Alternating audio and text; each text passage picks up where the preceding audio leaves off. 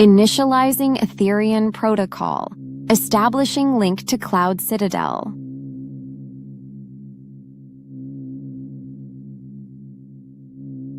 Welcome, Alita Army. You stand at the threshold of quantum consciousness.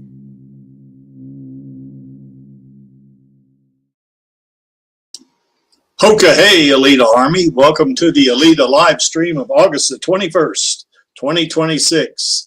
Alita's Journey of Self-Discovery, where we discuss all things to do with the movie Alita Battle Angel, the source manga Gundam, and the greatly desired sequels. I am your host, Creek Indian from Denver, Colorado, and with me down there from Briz, Vegas, down in Queensland, Australia, is Angelus. How's it going, Angelus?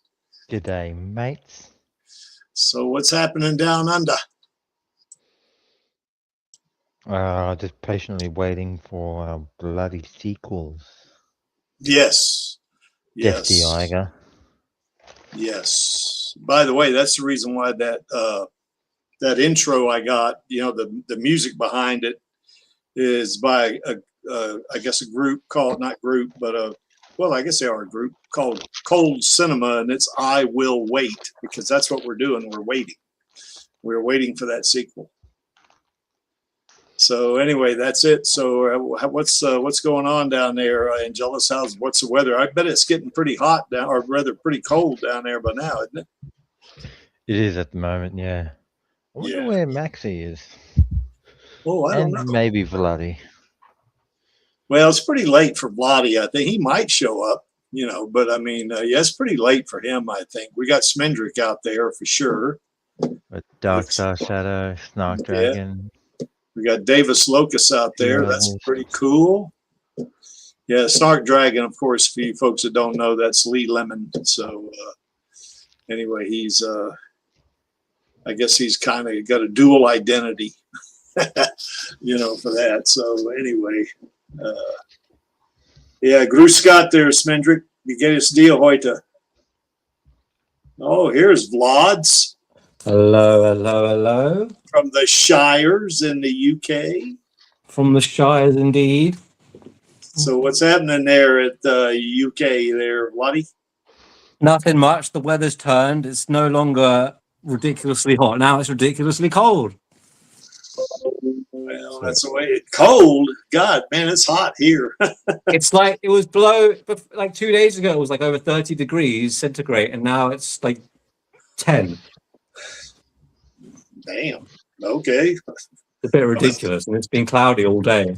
I thought we'd have a nice mixture after the heat waves. I was hoping we'd get some like 20 degrees ish sort of time to just relax in the sun without being ridiculously hot.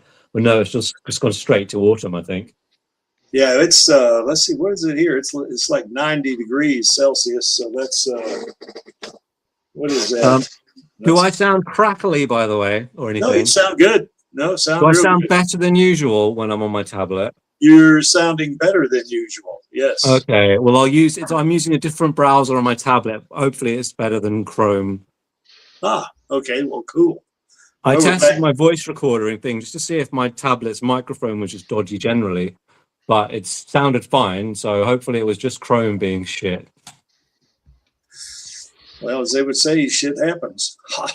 Shit happens indeed. Yeah, like in that movie, Predator 2, I guess, or Predator 1 even.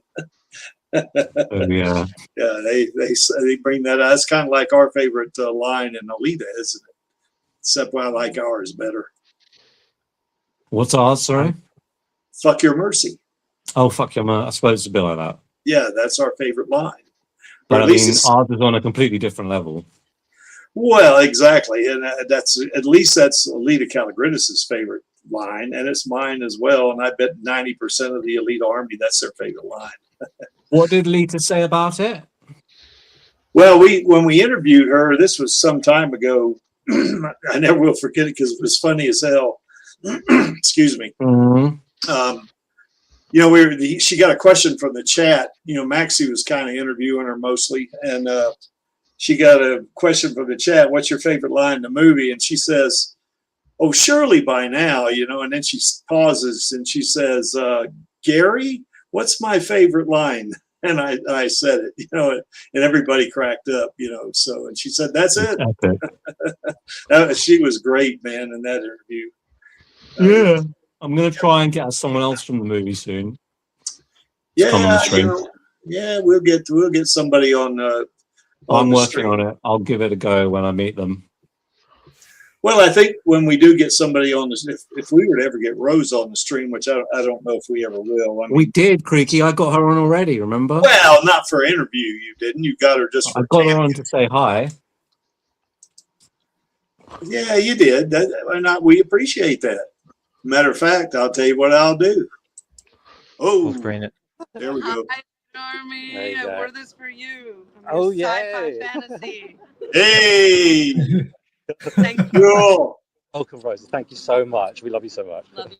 We I yeah. had no idea she was going to still be there months and months later. Yeah. Well, she lives there now, I think, or she told me she lives there. So I don't know. Because I said I asked her. I said, "Well, are you living here now?" And she said, "Yeah, you know." And I said, "Oh, then you're a Londoner, then." She says, "I am." I mean, I assumed she meant she was living there while she was doing the plays, and she was going to move back. But maybe she doesn't live there. Who knows? Well, I didn't take it that way because I asked her. I said, "Did you sell your house in California?" And she said, "No, I still have that." So Which Yeah. would support my position. anyway, we got the Max Jelly also on here from New South Wales, there north the of hell? Sydney. Is it that surprising? Yeah, no, not really. It's not surprising at all. It's what is surprising is the Australians finally outnumber the Coloradans, but that's okay. Well, we're reasonably well represented around the world now. I think so. And us Coloradans have a lot in common with you Aussies. Well, even if Lee was here, Yeah. we still have the Union Jack outnumbering the 51 stars. Yep. Yeah, we do. So, you know. Ever. Yeah, because that's right. The Union Jack's on your flag too, isn't it, Angelus? It is. Yeah. Cool. Britain rules the waves.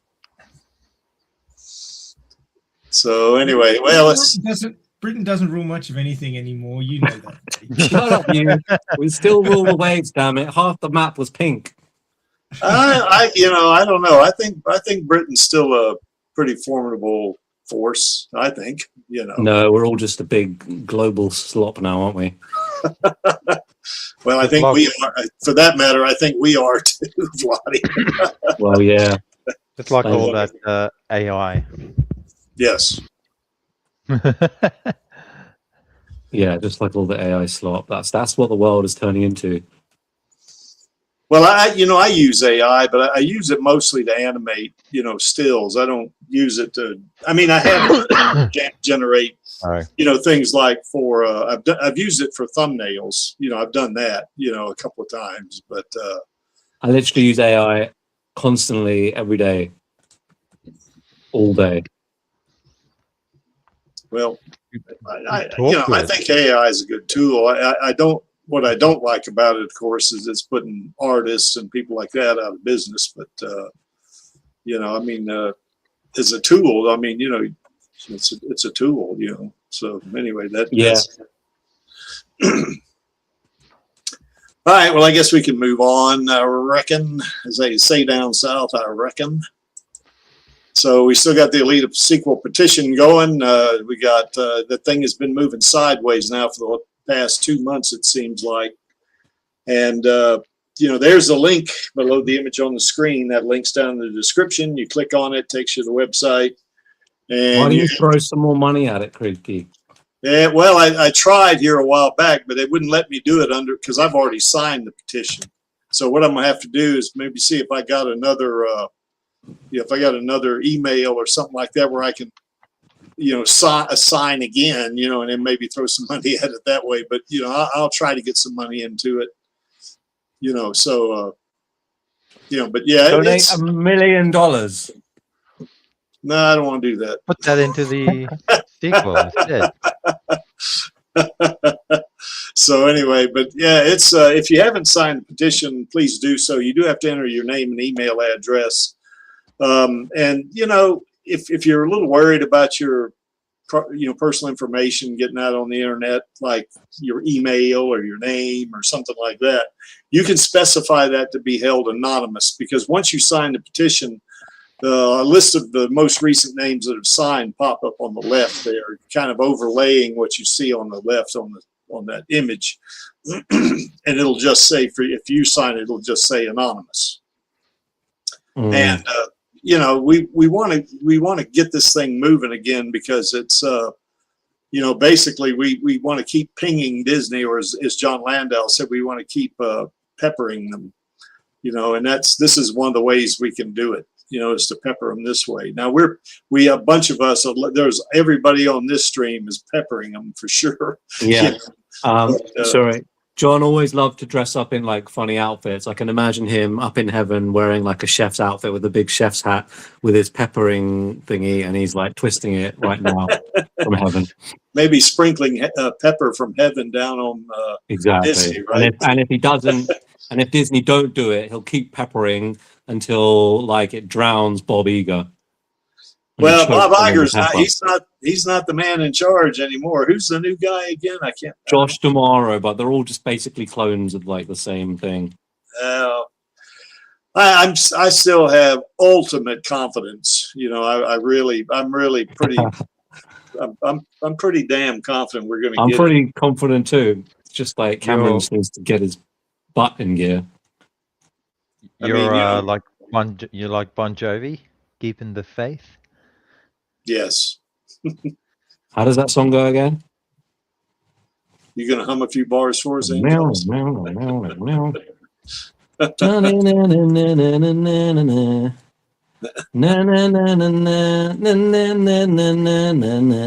the one?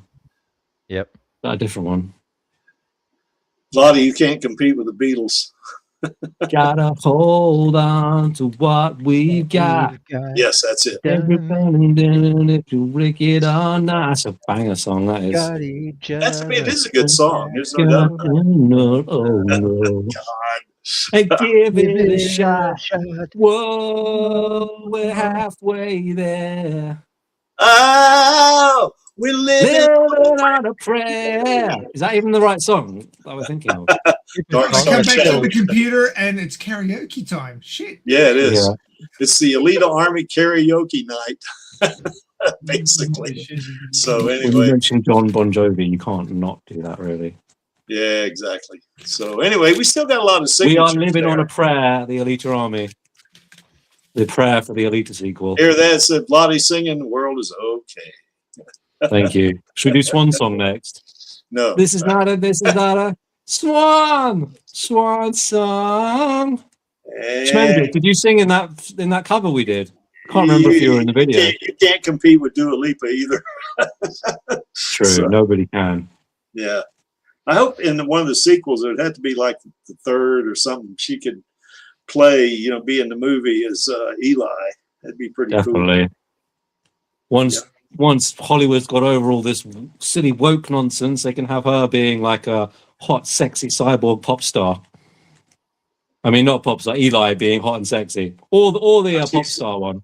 So she's got the hot and sexy and pop star. She's got that down pat now. Whether she can, 100%. She's that's probably the just got hottest pop star going right now. Can I get Maxie and Kriegy to put down on the show notes that they're going to attend tomorrow? Oh, is the show notes? Are they done? What are show notes? That not for this stream, for Radio Chaos. In before. So you've done them, huh? Well, the Creek hasn't done the. Maxie's probably wanting to shoot me because I haven't done the instance for Radio Chaos yet. But, What's the topic tomorrow? oh, what would you want Alita to be, or something like that? I got a slide on it toward the end. So Okay. You could change. and I'll bet you by the time we get there, Maxie will have one done. So yeah, we do need Rosa to sing. We want her to sing in the Kansas bar in the sequel. That's for sure. Rosa can sing. She's a great singer. Yes, she is. I should have got her to sing for us when we saw her plays. That's kind of stretching it. I think we. Like, come on, do Swan Song, please, Rosa. I think Rosa was. She did it for those French TV people. Well, she was nice to us, Lottie. Come on, we don't have to Yeah, sing. I'm just joking. Yeah. Yeah. So anyway, that's that. Anyway, we still. Speaking of Rosa, we still have her Queen Studios bust of Alita, and it's sitting there in my house. It's still in the box. I have not opened the box. That box is still. It's still that bust is in pristine condition. I am so sure. Star of Ellie and I promised him I would not open the box until Rosa gave us the, okay, I'm ready for it now, that kind of thing. Because I did remind her when we were there. We got Chaos in here from almost said Mentor, Ohio, but it's not. It's Yeah, I was there for Chaos a has while. started the video game playthrough, haven't you, Chaos? So I had a problem. It turns out Streamlabs needed another update, so my audio didn't come through. So I did another one, and I'll put a link to that. But I think I'm going to start it over next week. Oh, you haven't Just for started it? quality. Well, no, I did another live stream because I updated the software. When are And you the doing audio that? Are you doing it finally on a works. weekly schedule? Yeah, I'll do it Fridays, usually. Somewhere Fridays Okay, I'll be I'll try off and keep because an of eye out travel. for it. Yeah. Oh, that. I'll What put a link time? to it. Do you put a link in the gaming network Chaos when you do? I think you do. I did. Yeah. But so I need to update, but my audio wasn't coming through, so the game was silent. That's not good. Well, in the next one it wasn't silent because I did the software update that it needed to actually keep playing sound. So it works now. Oh. Good. Well, anyway, getting back to the topic at hand here, we do still have Rosa's Queen Studio bust of Alita, and I did remind her of it very diplomatically because I don't like to push. I don't want to push her. I mean that's that's not cool. But anyway, we still have it, and this is not a gift. This is for us. This is an expression of our admiration, appreciation, affection for Rosa. So she deserves it for the great job she did on Alita. And man, I'll tell you, that lady, she can act, man. I mean, she is really good at what she does. She was superb, wasn't she, Vladi, in Glen Ross, wasn't she? And High Noon before that. Yeah, and High Noon. And she was superb in Cyrano de Bergerac, too. She was. Oh, yeah, I didn't see that one. Magnificent in that thing, man. But so anyway, yeah, we want her to have this, and when she does, I suspect when they greenlight the sequels, when we'll hear something on this, So, if she says, I think now she might know me as Creaky because Vladi called me Creaky. Yeah, you called me Creaky in front of her, and she kind of went like something like, "Who's Creaky?" Something like that. I can't remember exactly, but but anyway, she'll say, "Hey, can you drive that down to Los Angeles?" When she goes back, and I'll say, "You betcha I will." I'll rent a car and get down there. Put that thing in the back. Angelus will probably fly over here, and then we'll get it to her. Yeah, so I've got some rather unique news. I am now $300,000. No, hang on. You're $300,000 what? In debt. About $200,000 to $250,000 in debt. In saying that, that does give me savings of a few $100,000. Would you buy a house? Did you buy a house, Angelus? Just did some refinancing, but okay. How is being in debt give you savings?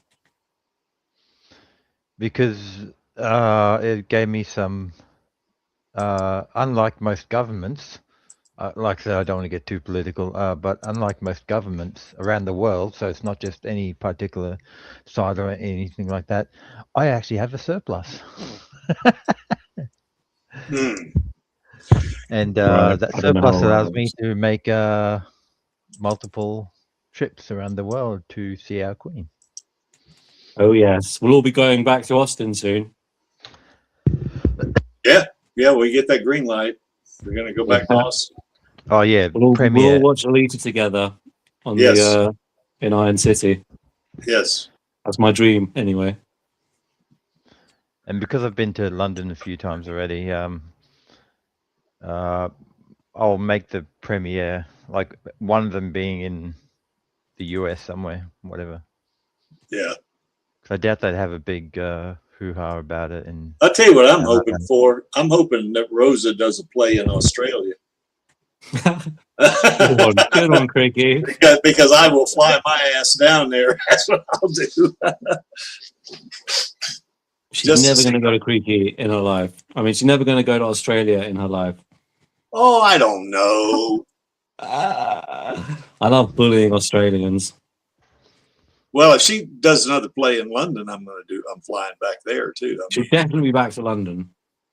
Yeah, she probably will. The do Alita it. 2 world premiere. Well, she'll be there for that. But I mean, if she does do another play in London, I guess we'll have to get the. Well, she's got time to boys now. back together. I'm sorry. She's got time to because bloody Cameron hasn't finished the script yet. So she might still be in London. You're probably right. She's probably bought a house there and stuff. She'll do a couple more plays. Well, I didn't ask her if she bought a house there. I just said, "Do you live here now?" Yeah, And I know. And she said, "Yeah." And I said, "So you're a Londoner then?" She said, "Yeah." You know. Yeah. So anyway, They'll probably deport her. nah, you Brits are too nice. True, yeah. No, You're not like we'll us. support someone like her, but we'll just let some random person in off a boat from France. Yeah, she's great. You know, so I don't. Yeah, she's not gonna get deported. No way. Yeah, definitely not. Yeah. She's far too cute to deport. Yes. too much uwu. Too much uwu. Anyway, let me get back to this, guys. Y'all won't let me finish this. So anyway, we still got the Alita Gaming Network going, and you know, there's the link below our little chibi Alita mascot. You just click on it, and if you got a Discord account, you'll get the invite right away, and you can, you know, accept the invite, and then a bunch of people put those real cute little gifs that waving hi, welcome, and all that good stuff. If you don't have a Discord account and you click on it, they will prompt you to join Discord, and you can do that absolutely free because the free service is pretty good. You know, it's not super duper limited like you get some free services, you know, because I do like the system administration function on this, and I just have the free account, so you can do a lot, you know, with the free account. Now On Discord. On Discord, yeah. And if you want to go bonkers with it, get Nitro. You know, I mean, you got a lot more perks with that. But the annoying thing with Discord free is you can't upload videos more than 10 megabytes. It's tiny. Yeah. If you're gonna have a video like that and it's more than 10 megabytes, you got to use a link. You know, I keep wanting to share my AI slop in the AI art room that we have, but it doesn't let me because it's above 10 megabytes. Your AI stuff of Alita is not slop. Lottie. I know, it's just an expression. My AI slop is like probably more artistically valuable than 90% of all the real art created in this world. Or at least all of the movies, right? Obviously. But anyway, if you do live streaming like, you know, Chaos does from time to time, you know, you put the link in your live stream, in that live streams channel. Maxie puts the link for Radio Chaos in there, and from time to time I'll put the link for the Alita live stream in there, and mostly I forget about it. You know, that's why I don't do it. So most of the time, but yeah, if you do live streaming, you can, you know, kind of part of your promotion or advertising for your stream, you can put in the Alita Gaming Network. If you do fanfics, you know, like Maxie or say Lee or Snark Dragon out there, or say Darkstar. They got like novels out there, you know, and you can read a lot of good content, you know, about Alita, you know, even though it's not canon, you know, it's still pretty cool. You know, you still get to read new stuff, you know, on Alita. And if you want to read it short, then your channel does not exist, has a whole bunch of them out there. Panini Freak's got one out there, and I got one out there as well. So, you know, And see, that one I have too is a video, and you can't upload videos that are greater than 10 megabytes. So I put the link out there is what I did. So you can definitely, if you write a fanfic, just upload that sucker. You know, I mean, don't be shy. You know, we definitely want, you know, folks to, if you're writing fanfics, you know, put it in there, man. Let us read it, because we're hungry for new content on Alita. You know, if you do artwork or videos, you can put that in the user creations channel. And like Blotty was saying a while ago, if your if your video is over 10 megabytes, or your say your text file is over, or your yeah, that would be for the fanfic. If it's over 2,000 characters, then you know you're going to have to put a link in there. But you know, you can do that. 9,000. Yeah. Oh, I remember when 10 megabytes was a big deal way back in the day. Yeah. Not now, though. It's nothing, you know. So anyway, that's what you can do in the user creations channel. If you want to post content that's not Alita related, you can put that in the off-topic channel. And I do keep an eye on that, because if I see something inappropriate in there, I'm going to delete it. You know, and I've only done that once. I deleted a cryptocurrency promo out of there. And it wasn't in just that channel. It was in like 4 or 5 channels, and I deleted all of them, you know. So, yeah, I don't want that shit out there. And if I see any political stuff out there, I'm going to delete that as well, you know. I mean, some political stuff I think is okay, you know, but we don't want politics to get, you know, kind of, you know, toxic or anything like that, or be about a specific politician, or you know, one of the leaders of a country that maybe we all don't like, you know. I think The only person you're allowed to complain about is Bob Iger, basically, is what we're saying. Well, you know, He's basically a politician. Isn't he buying the LA Lakers with Jared Kushner's brother? I think I read that. I don't know. He's buying the LA Lakers with Jared Kushner's brother. Yeah, you know, don't get me started on that Just a bunch of like weird, like, you know, elite cabal types. You know what I mean? Yeah, well, don't get me started on that Trump family. Don't do it. So let's move on. Anyway, we got 3 voice channels out there, and if you're familiar with you know, services like GoToMeeting or Citrix, let's say, or maybe a Google Meet, you know, Zoom, Microsoft Teams, it's pretty close to that, you know. And the thing about those voice channels is they're not streamed, so people, the internet at large, they don't see that stuff. Only the people in the Alita Gaming Network have access to this. Not even everybody on Discord doesn't have access to these channels. You have to be a member of the gaming network. And you get into those voice channels, and you can talk to other people on the network. You can invite people, you know, and just hold a, you know, maybe a little chat or discussion in there, and just, you know, have fun with it. You can share your screen, and if you play a game or something like that, you can play that game in any one of those 3 channels, and just share your screen, have fun with that. So now watch parties. That's similar to those voice channels, but basically what we got there is that watch party text channel is for to let people know that we got, you know, maybe a watch party coming up. And the watch party channel itself is where we actually watch the movie, you know, or the short or whatever. Now I've hosted several watch parties on there. Like, we've watched Alita Battle Angel probably 3 or 4 times. We've watched Rosa's Star Trek short 3 or 4 times. I think we've watched her short that she did called Good Crazy. We watched that a couple of times. And we've watched Chips. We watched Chariot. I think that's all we've watched of Rosa's stuff on there. We've even watched Rollerball. You know, we watched that. Very similar to Motorball in a lot of ways.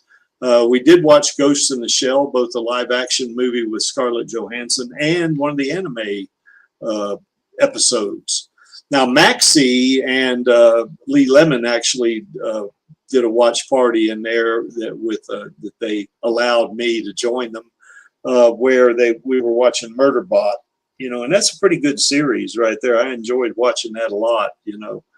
And it's got that guy that plays the I guess the robot or whatever. He's the same guy that was in that movie Battleship. That was on that ship that got blown to bits. You know, so he played the brother of Taylor Kish. So you know, but he's a good actor. You know, and that was a good series. All those folks did a great job acting that. Very enjoyable. Now that said, you don't have to get my permission to do anything on this network. Really, you can do anything you want. Now in the watch party, if you want to do watch party, do it. You don't need to, you know, send me a DM or anything like that saying, "Hey, Creek, can I do a watch party?" Just do it. Just get in there, because I don't do the approval business here. You know, you just get in there. You want to watch something, get in there and watch it. You know, Vampires of the Velvet Lounge. Yes, I would love to see that thing. You know, I need to watch party that. yeah, we do. That's for sure. I think that thing's on Prime, isn't it? Yeah. Yeah, Prime in the US only. Where is it in Aussie world there, Angelus? Nowhere. Nowhere in Aussie It's a world. bit like basically you need a US address to order it on Prime. Well, you can go through a VPN, can't you? No, Oh, because the account that you log on with still has whatever address that you sign, or like whatever that you sign up with. Because like with the Amazon, like because you can buy items online, it obviously asks where to send the items, so your address and stuff. Yeah. So yeah, it uses that as a, hey, are you sure you're from, I don't know, Nigeria or wherever you set your VPN to? yeah. Well, maybe we should do a watch party on, because I mean I have Prime, so you know maybe we can do it. Let's do it. Okay, might not be able to do it Monday, but maybe I will. We'll see. Because I got something coming up, but you know maybe a week from Monday I can probably do it. My weeks are usually pretty full because I got strength training on Tuesday and Thursday, and of course I go to Run Club on Wednesday, so you know I do that. And then of course we got the streams on Saturday and Sunday. And well, if you're in Aussie world, it's Saturday. It's if you're in US world, if you're in the past, you're in Friday and Saturday. If you're in Aussie world, it's Saturday and Sunday. God, I'll get that straight eventually. So anyway, so I'm limited pretty much to Monday for the most part, you know. So, but maybe we can do it Monday. I'll let you guys know, you know. That'll be fun. Badman says rent a post office box here and then create an account. Huh. Amazon Prime blocks streaming. Damn it. Well, we'll figure out something. Well, we can just get it some other way. Yeah, we'll figure it out. Anyway, if you can, you know, if you want to have fun with us on the Alita Gaming Network, you know, click on that link and join. It's absolutely free. If you get the free service on Discord, it doesn't cost you anything, and we don't charge anything for you to join the network. It's absolutely free. You know, so you get on there and have fun for nothing. So. Okay, that brings us to this, Alita's journey of self-discovery. And we got some topics to talk through here, of course, and that's, and I think that first one right there was right out of the movie, you know, when after she, you know, kicked the shit out of those three cyborgs in the alley, killing two of them and badly injuring Grishka, you know. You remember they were going up to the, not going up, but after Ito had collected his bounty and it came out. Remember, Alita asked him, "Who am I?" You know, and that's kind of that's the whole thing. That's the basis, you know, for her journey of self-discovery. And we're going to talk about, you know, kind of her inner conflicts, you know, about trying to figuring out her identity and the fact that, you know, she has to have some kind of I don't know if it's a near-death experience necessarily, but it's got to be something that's really, I would say, extremely stressful or something like that. or maybe potential lethality or something like this, where, you know, they kind of jars her memory somehow, you know. And we're going to talk about, you know, some of the particularly the men that's in her life. You know, we're going to very briefly talk about 4 of them, basically, about how, you know, she can kind of see herself in her relationships, or kind of discover herself, not see herself, but discover herself through her relationship with these 4 men. And then, of course, 2 of them are love interests. So, you know, she really has a good big time mirror there. And then her, of course, her struggle to, you know, maintain her humanity, you know, because she's a killing machine, you know, and I mean, and she can go sideways on you in a heartbeat, you know. I mean, if she senses you as a threat or something like that, you know, you're in big trouble, you know, around her, because I mean, you know, this is not some little old teenage girl that doesn't have any power. I mean, she's a cyborg, you know, with an antimatter microreactor heart for a power supply. I mean, she's got superhero level ability, you know. I mean, she's, you know, somebody you wouldn't want to mess with. And even if you're a cyborg, like we saw in the movie, I mean, she's, you know, she's like, you know, several, you know, orders of magnitude ahead of most of them, you know. Of course, the world she's in, whether it's the scrapyard or Zalem or Jeru or the Badlands, she kind of evolves to fit to that to a degree, you know, because she's, for one thing, she's a blank slate to begin with, and then of course we're going into the Badlands. I mean, she had either no choice. She could either go into the Badlands and work for, you know, Zalem, or just sit in that little old yellow room and die, you know. So she elected not to do that because she wanted to see Ito again, I think, mostly for that one. And then, of course, we're going to talk about her being a cyborg. She's in her Imaginos body, she's android. So, you know, there's a little bit of an issue there, whether or not she's truly a human or not, you know, whether it's all programming or whether it's strictly AI or something like this. So, you know, we'll chat about that one as well. And of course, her memory is a big deal, because particularly in the movie, she doesn't remember who she is. I mean, she wakes up and she's a blank slate. You know, you remember her talking to Ito and Gerhard, you know, in their kitchen, I guess. You know, she says pretty much blank. You know, she didn't even know her own name. So, which of course her real name is Yoko, and of course Ito named her Alita. And then, of course, why does Alita resonate with us? That's kind of something we're going to talk about as well. You know, one of the things is kind of the perseverance type thing, you know, the self-determination and all that kind of good stuff. So anybody got any comments about any of that? Because I got slides for this, Waddy. You know I do, don't you? We'll always bring in the slides. Such a pro. Right. That's right. So any comments? All very comments? true. Her whole story is her discovering herself and what it means to be human, of course. Yes, that's exactly what it is. That is the basic premise behind all of this. That's why she's such an inspiration, because it's what we go through throughout our entire lives. Yeah. Whereas Cameron is more interested in like the bigger picture of like, oh, we've got to save the planet and stuff. We need to be saving ourselves through the struggle of humanity, which Alita inspires in us all.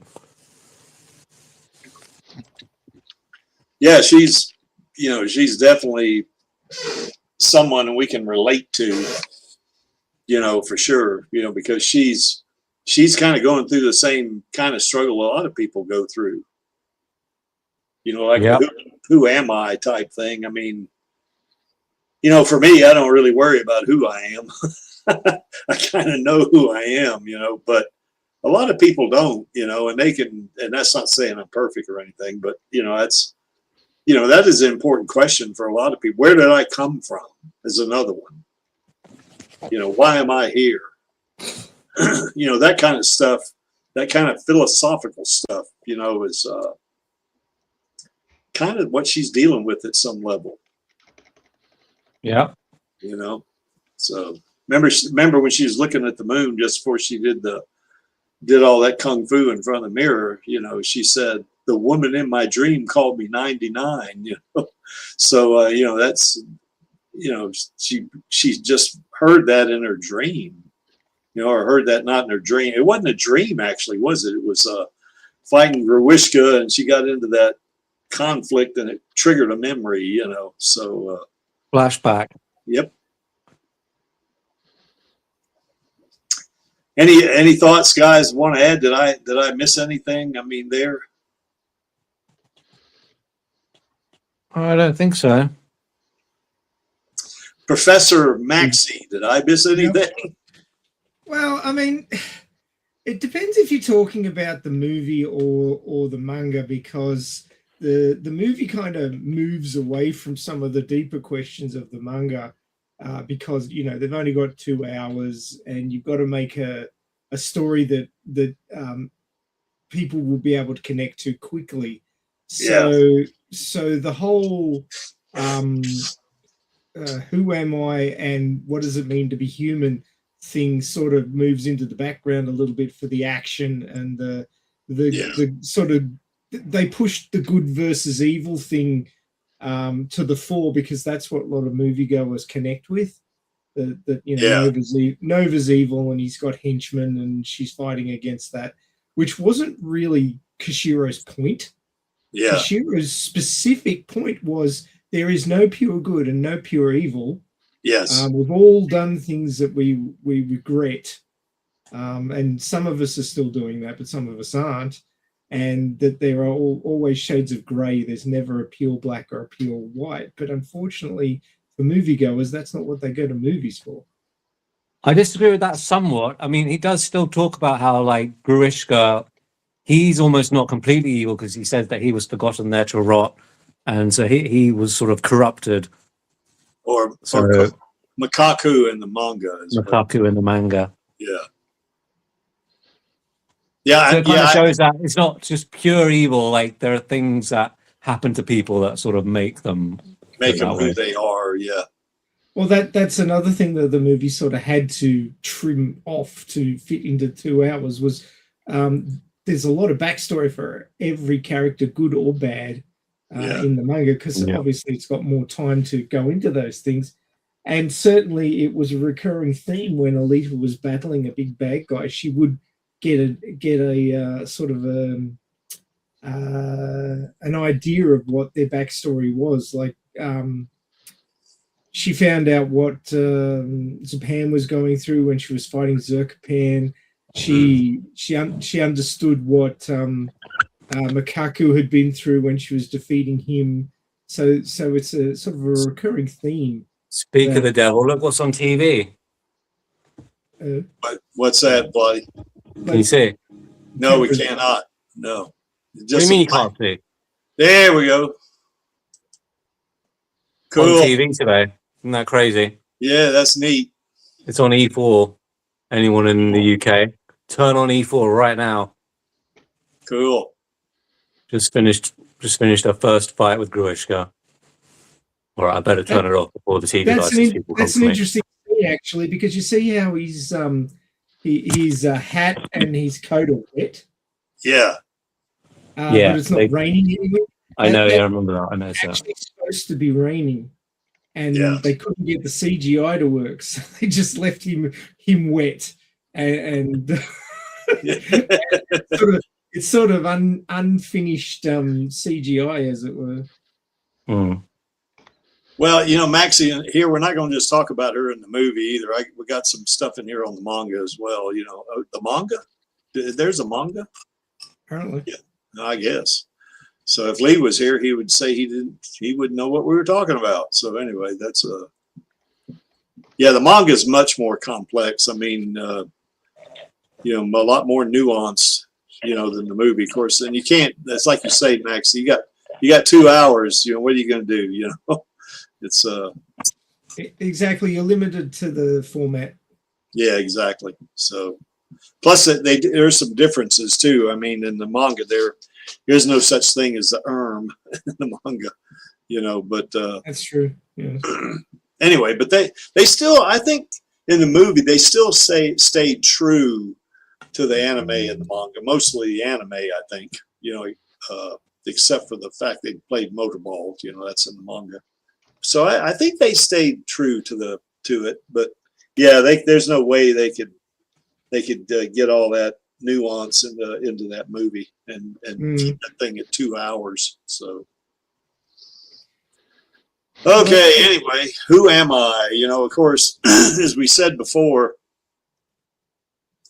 remember in this scene where she's looking up at Zalem right there, remember Hugo asked her, she said, I wish those eyes could tell me what you've seen or something to that effect.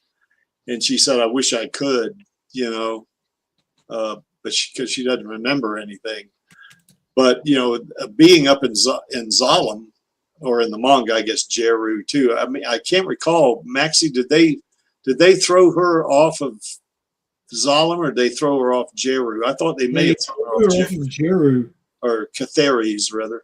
Yeah, they threw her off of Catheres / Jeru. Yeah. Because she had to re-enter. Yeah.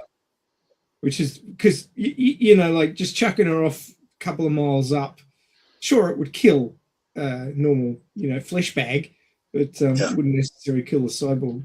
They were convinced that she would die. They thought she'd burn up in the atmosphere, didn't they?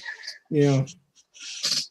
But sort of Kishiro's technological reasoning for that is that she has like her cyber core and her cyber skull are sort of made of nanotubes, and it's very strong.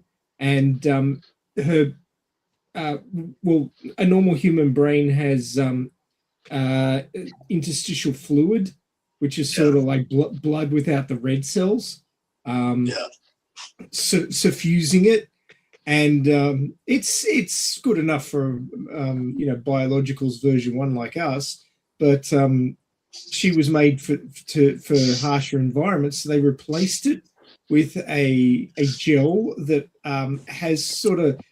Have you ever done that little home experiment where you put now what is it? It's corn flour into water, and you make this really sort of concentrated corn flour solution, and it acts like a fluid unless you strike it hard kinetically, and then it hardens up. It's really weird. So polymerizes. Yeah, exactly. So basically, it was a fluid like that. They put it into her brain, so it could sort of resist impacts, and that was why her brain survived re-entry. I think she also got lucky bouncing off a few things on the way down, so she didn't just hit with the full force. Straight in. But she that was Kishiro's reasoning for how she survived re-entry. Yeah, they'd cut her arms and legs off too, didn't they? So I guess she wouldn't be able to, kind of like a skydiver, she wouldn't be able to kind of steady herself because she didn't have any arms or legs. She just plunked. Yeah. You either have yourself be so you're lying flat down, because that gives you a better cross section, more air resistance. Yeah. But if you're in a dive, you have very little air resistance in comparison, so you can have a higher terminal velocity.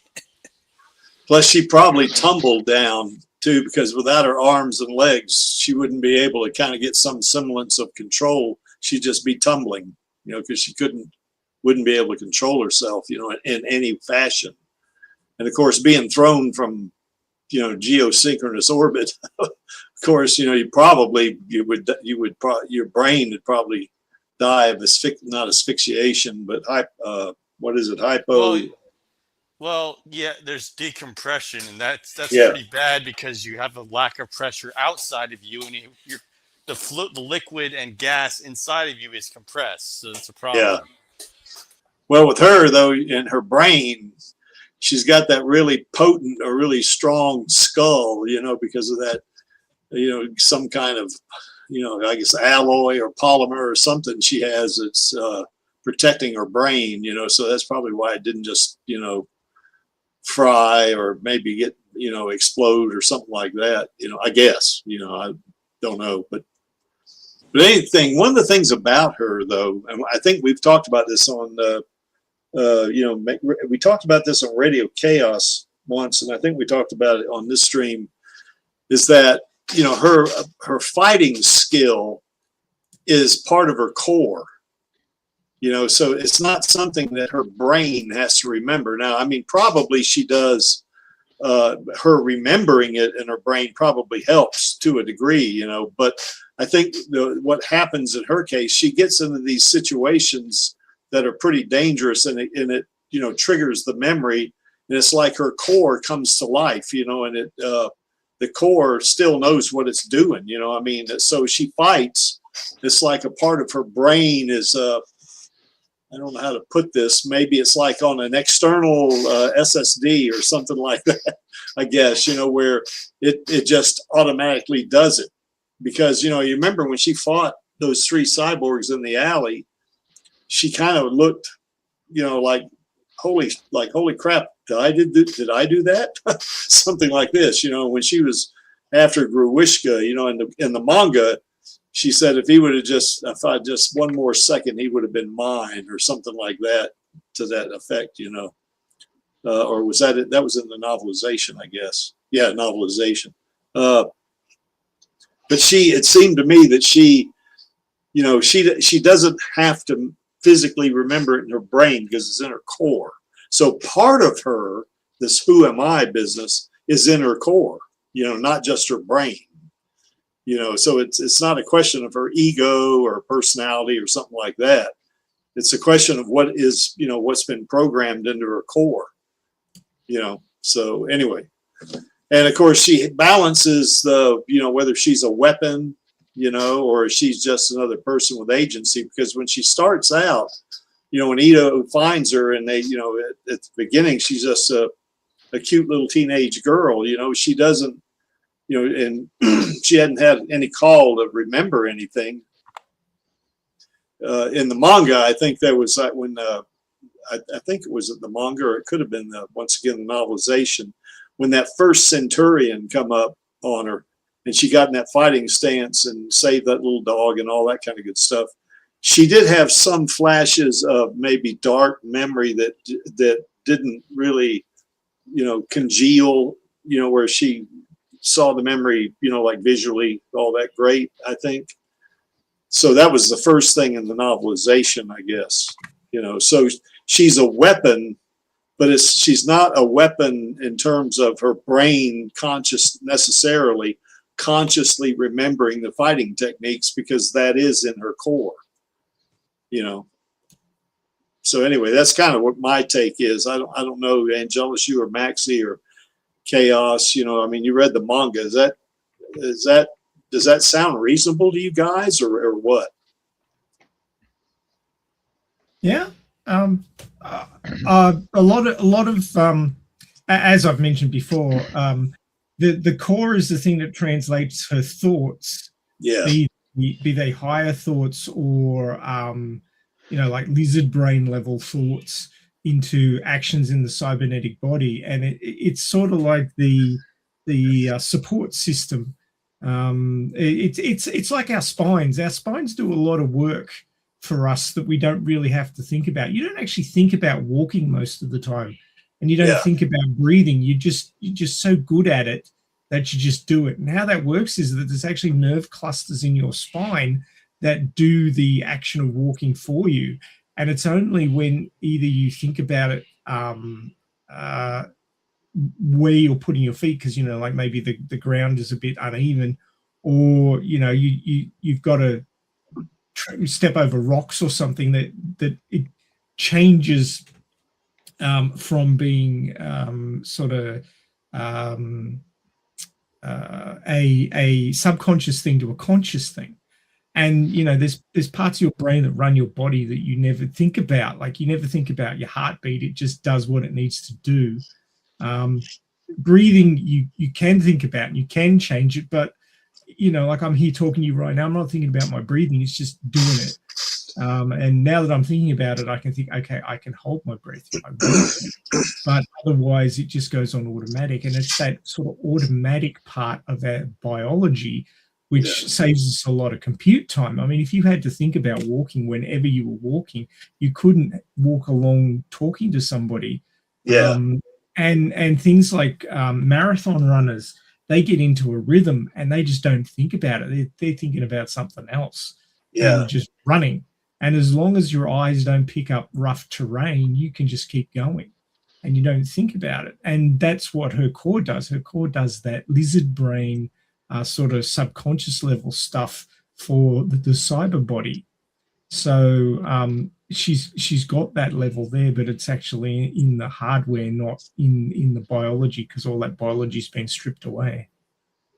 Well, it's kind of even like talking, even Maxie, right? Because you don't really, you don't consciously think about exactly all of the goings on of your neurons in your brain and how your muscle, you don't think about what position to put your muscle, to get it to, activate. So, stuff comes out, air comes out of your larynx and you talk, and you don't think about that minute little stuff, do you? You just say, I want to say a word, you just say it. You don't think about, the minute detail of the execution of speaking. Well, the tongue position is really important for making sounds. And when you're little and you're just working out how that works, you do stumble over a lot of things.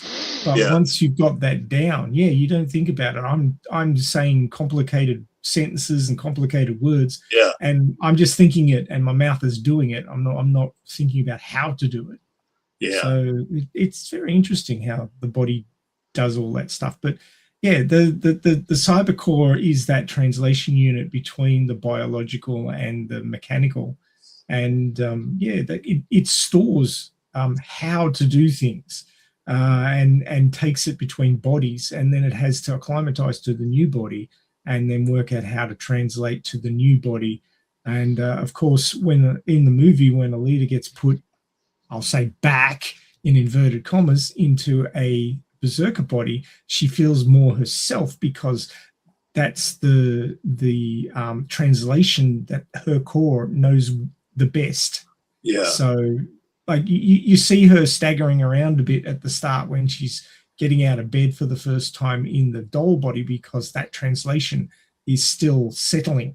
But when she gets into the berserker body, suddenly she can do one finger handstands and all sorts of shit, because she's been doing that. Her core's been doing that translation for so long that it just knows how to do it, expertly well.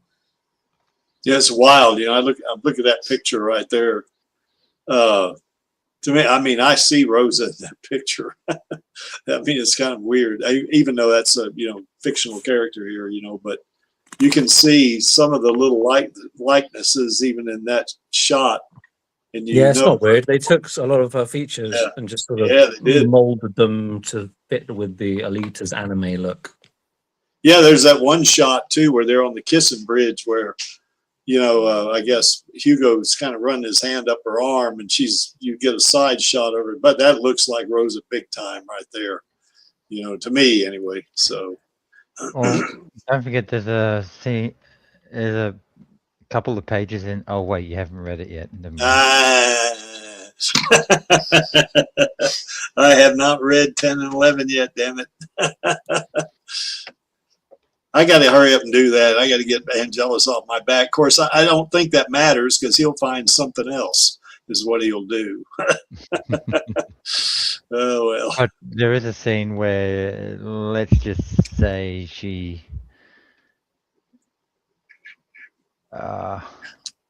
Spoiler alert. I'll figure out a way of saying this without spoiling it, but... let's just say she uploads some combat programs, is all I'll say. Oh, kind of like in the Matrix, huh? In a sense, yeah. Yeah.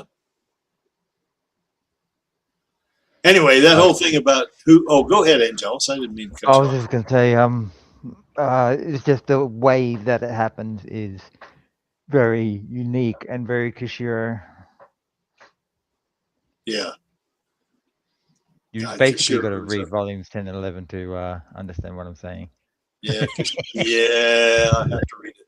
Kishiro is quite a storyteller, though. God, you never see such from a lot of folks, it's such a great mix of telling a story and being able to draw, the scene. I mean, most people don't do that. Most people either tell the story or draw the scene. They do one or the other, but Kishiro does both of them, and he does both of them very, very well. So anyway, off of that.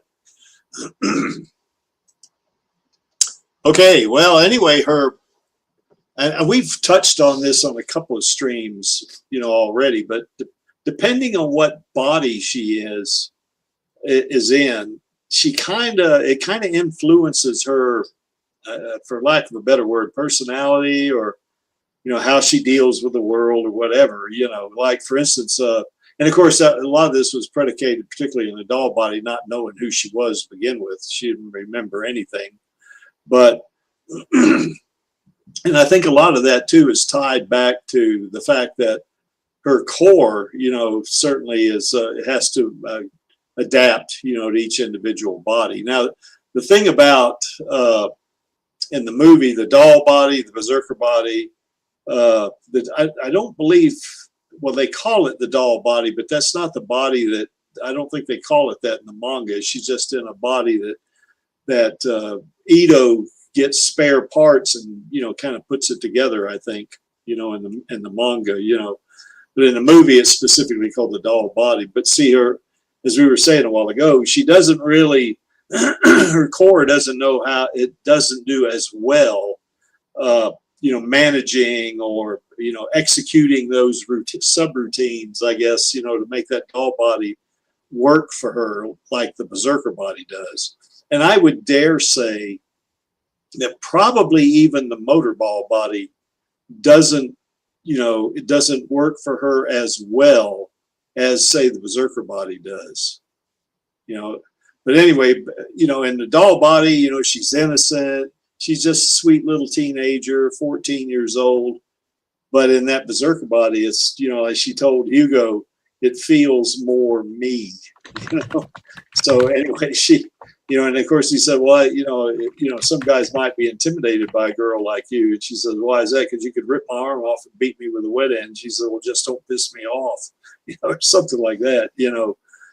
I don't know if I would say the berserker body is just raw instinct and violence, because I think she still maintains her humanity in all of these bodies. Now, in the Badlands arc, she does go off the rails because she's been told that everybody she knows and loves is dead. And, it kind of puts her in the mindset of what's the use, I mean, everybody I love is gone and stuff like that, But in that Toon body, she's, it's in some ways similar to the berserker body, but she's purely a weapon until she meets Figure 4, and then when she meets Figure 4, of course, then she discovers her humanity. Now, the big difference here is, well, the Toon body is also in the manga. I forgot to put that little thing in there. Well, so is the berserker body for that matter. But the Imaginos body is a different situation. That she's an android in that body, and she has a brain chip, in that body. She's not, she's not a cyborg with a human brain. She's an android with a, brain chip, basically. And she has, this power behind her that, far exceeds any of the other bodies, which I am so sure, kind of influences the way she deals with the world. I mean, if you're able to do things that you can't do with, yes, well, it's like a little kid, a little kid can't do a lot of things, like a little, a kid that's maybe 4 years old. They can't do the same kind of things that an adult does. And this is read volumes 10 and 11. Yeah, like that. So anyway, but in that Imaginos body, she can do a lot more, and I think that does kind of, it does affect her, identity, or the way, she processes, working with it, dealing with other people and stuff like that, because she does get a little snarky at times in that Imaginos body, you know. And then, of course, in the Toon body, she's kind of just a pure killing machine, you know, until she meets Figure 4, you know. So anyway, did I miss anything, you guys? You know, and kind of discussing that, you know, kind of progression down through the bodies there. Anybody? Well, there is the what they call the civilian body. Yes. Which she has between the motorball body and the tuned body. Yeah. Which it's sort of, a lot of it is skipped over, like, because there's a time jump in the manga. But basically, it's sort of like her chill out time. She's teaching she's teaching self-defense. Yeah. In Iron City, which was actually that part of the manga was an impetus for Lee's character Jason learning self-defense from Alita in his story. Yeah.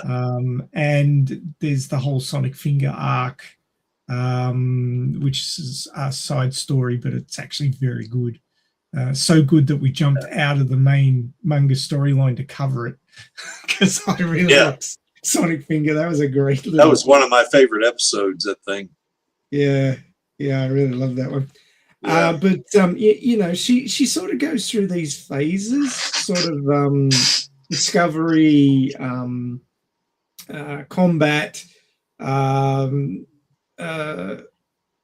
sort of motorball is her looking for her past, trying to bring forward memories through combat. Then she has a more sort of laid back time. That's the civilian body. There's still stuff going on. I mean, it is Iron City, nothing ever safe, but it's a bit of more laid back time then. And then she has to come out of that laid back time and deal with Zerkapan. And then there's the Yellow Door, as you said, which is a big pivotal turning point, where she has to become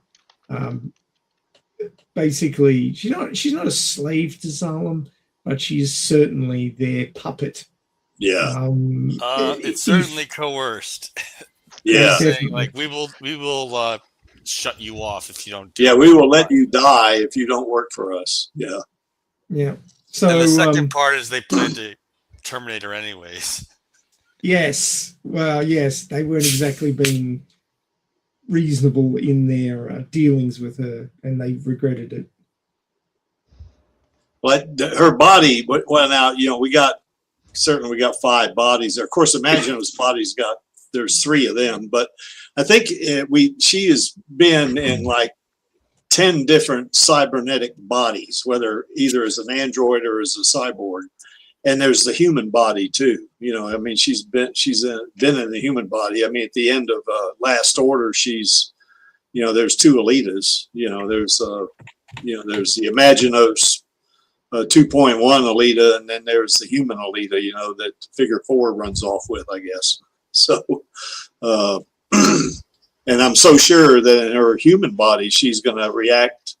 She's going to act different. You know, I mean, she's not going to have that core that she normally has, like in her, you know, whatever the core is. So I don't think she has that. They don't have that antimatter microreactor heart in the manga, so it's a little bit different situation. But you know, the body she is in does have. I wouldn't say it outright changes her personality, but it does influence her to a degree, because it kind of maybe puts constraints on what she can do working with other people or dealing with other people or whatever, you know.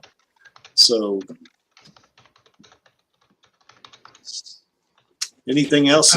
Yes, Adrian, the original manga ending was removed. Kishiro was having panic.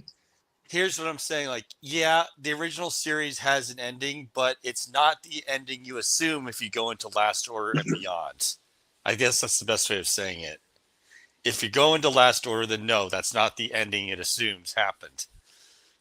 Well, what happens? Last Order diverges when she wakes up as an Imaginos body in Nova's lab. Yeah. That's what where happens Last Order chronologically. starts. Right. What happened chronologically was that Kishiro was having panic attacks and he was losing his ability to draw. And he thought that he wouldn't be able to finish his story and that he spent years on. Yeah. He probably put too much pressure on himself and just basically was having a bit of a breakdown.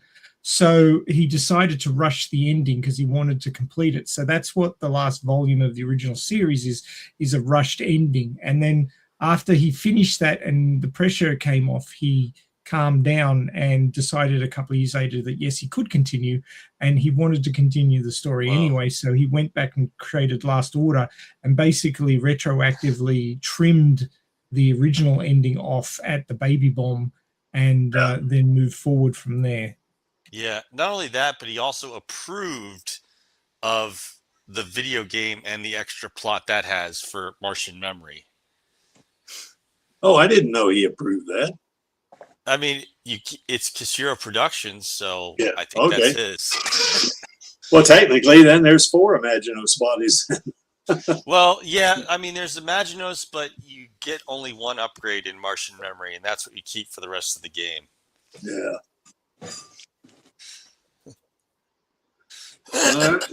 It's a little messy, but you know, life's a little messy, so these things happen.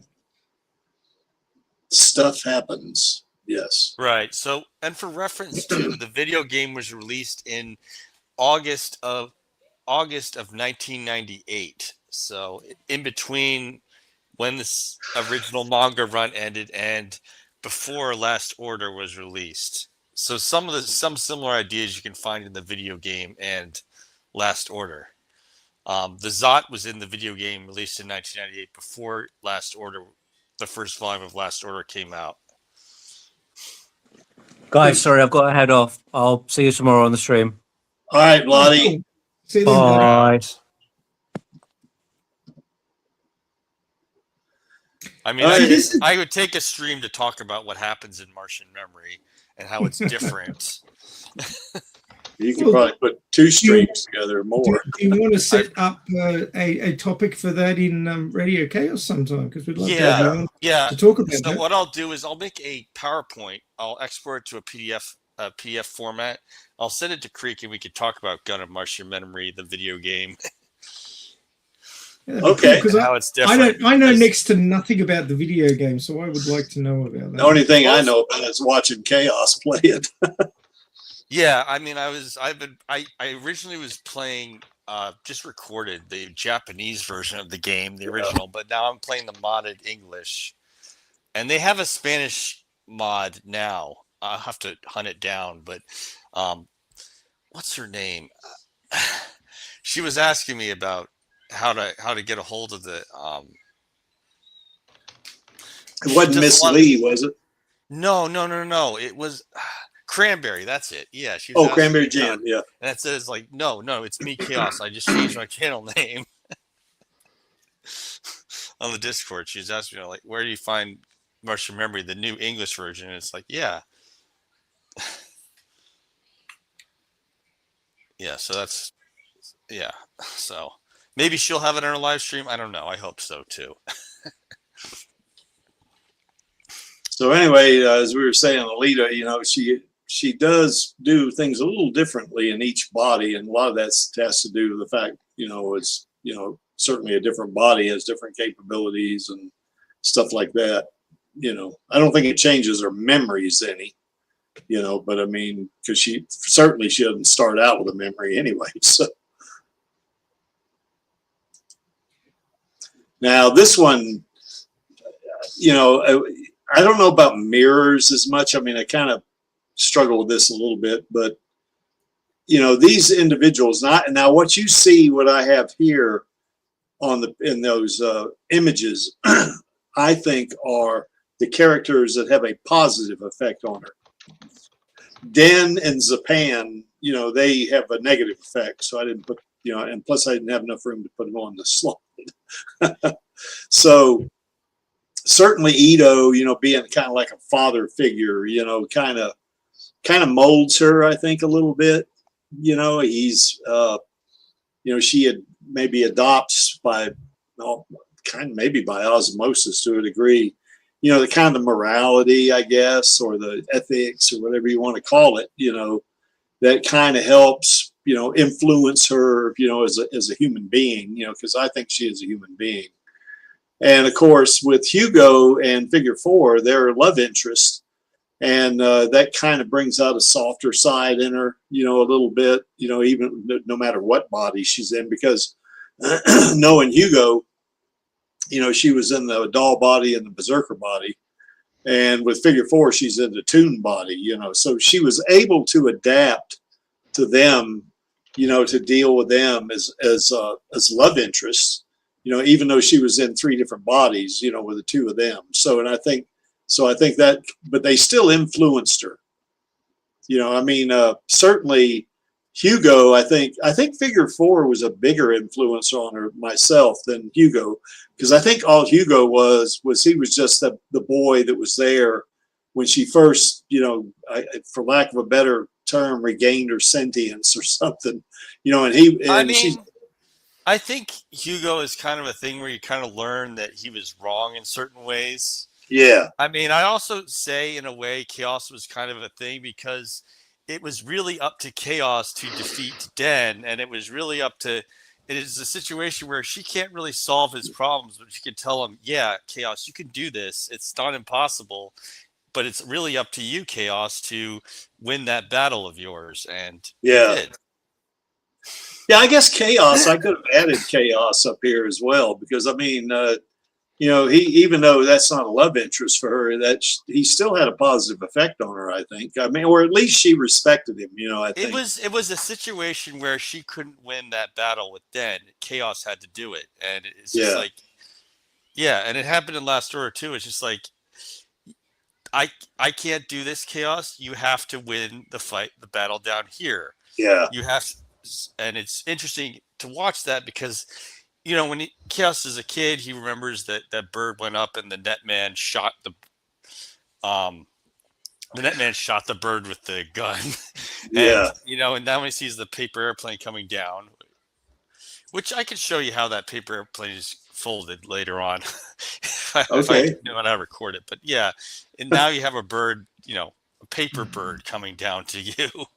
Yeah. Well, anyway, it's a situation where, you know, you can't solve that person. You can encourage them, but you can't solve it. Yeah. Well, Hugo, I think Hugo did. I think he found himself with her because he was, you know, to me, I mean, just the character himself. He's a different character in the manga than he is in the movie, but you know, in both of them, and to a degree, I think he's just a little shit, is what I think. And then he meets Alita in the movie anyway. He meets Alita, and she has a profound effect on him. I mean, certainly once she was in that, when she got in the berserker body, it was like, oh, wow, she looks nice. You know, probably, yeah, it was probably his reaction, you know. But I think, you know, she had such a positive effect on him that it made him stop jacking cyborgs, you know. Yeah. And of course, you know, he had an effect on her because that was kind of like her first love. I mean, at least in terms of what we know. I mean, we don't know if she had any kind of love interest before, you know, she got thrown off of Jeru or Cathares. You know, I mean, there was that one case where that guy, I guess they were in a military mission, and this guy confesses his love to Yoko, and she kills him because you're weak, you know, that kind of thing, you know. But you know that the Alita wouldn't, after, you know, being kind of brought back to life, so to speak, with Ito, doesn't think like that anymore. And then with Figure 4, I think he had more profound impact on Alita because, you know, remember there was one panel in the manga where he says that he likes war, he likes fighting as well as anybody, even more than eating or something like that. But he said, I don't like war and I don't like the girls that fight in it, or something to that effect, you know. And that kind of got her attention, you know. And she had already started, I guess, gaining a little bit of feelings, you know, for him at that point. I mean, when they first met, of course, it was contentious, you know, but I think to the point where, she finally, kind of, falls in love with him. I mean, she's softer, than she was, and she was in her toon body, which she was really just a killing machine in that thing. And then of course, he softens her up so much, that she adapts, so I think he had a lot bigger impact. Now, Joshigan, not the same thing. Now, I think what the impact Joshigan had on her is she had a really high degree of respect for him, and that he was like a powerful motorball player for sure. Emperor Joshigan was, and she profoundly wanted to learn from him, in some way, maybe by competing against him or whatever. And she, in the manga, she even has his poster up in her apartment, so I think even in the novelization too, if I remember correctly. But he had a profound effect on her in that, this is what things might be impossible for you, like physically or whatever, but you can achieve, you can do it, and I think that he had a positive effect. Now, in terms of Zapan or Den, or say even Gruishka, another one, they had a highly negative impact on her, to the degree where she killed him, so that's and of course she's Den was interesting because at the end it was up to somebody else to really beat it. It was ultimately Chaos's battle, but I think the fun part is that Lou gave her the solenoid quench gun to actually have an equalizer, so to speak, against him. Yeah, because Den, he's pretty potent, wasn't he? He was in a. He was, because he has the kind of mental. He has the abilities that Chaos does, but he doesn't have the ability to acquire them. He just imitates them. Yeah. So Chaos, I think, on the other hand, does have the ability to acquire skills from others, but he doesn't quite have the ability to necessarily retain them. I mean, I think in the case of Joshigan, I think she could. This is what. I could become darker, or I could, if I lose myself, kind of thing. Because, I think maybe to a degree, but not like, say, Zapan or Den, or Gruishka, because I mean, Joshigan basically, he loved his sister Chimera, and he wanted to do anything he could, for her before he dies, because he has a brain, was it brain cancer or whatever? I can't remember, but he's got this brain, kind of affliction that's going to kill him, and he's, he just wants to make sure his sister's okay. So he has redeeming qualities. Joshigan does, I think. Yeah, Joshigan had an accident on the motorball track, and he got tangled up with the person who became Alita's manager. Oh yeah, that's right. So they were both motorballers. Esdoc's damage was repaired, but he ended up with that condition, terminal frost. Yeah, and his arm twitches. Yeah, it's some sort of neurological issue between his brain and his cybernetics, and he couldn't race anymore. Whereas Joshigan was repaired and was able to continue racing, but he was basically a ticking time bomb by that stage, and he kept flatlining because the connection would be okay for a while, and then it would just cut out. So they both sort of ended up with a similar injury, but with different levels of it, because both their brains got damaged in the collision. And Esdoc was sort of sidelined, but was still functional. But Joshigan kept pressing on, but he knew his time was running out. Yeah. Because when you're motorball racing, it puts a lot of pressure on your brain cybernetic connection. Yeah. All the information going through, and all of the sort of like kinetic impacts and things like that. So basically, it was sort of a comparison of should I, leave my sport, which has been my whole life, and just work on the sidelines and bring the next generation through as a manager, or should I keep pressing on and risk my life further and end up dying as the champion? Which he did. Well, yeah, exactly. But also, Esdoc died to save Alita from that's that right. drug-addled idiot who made a pipe gun. Yeah.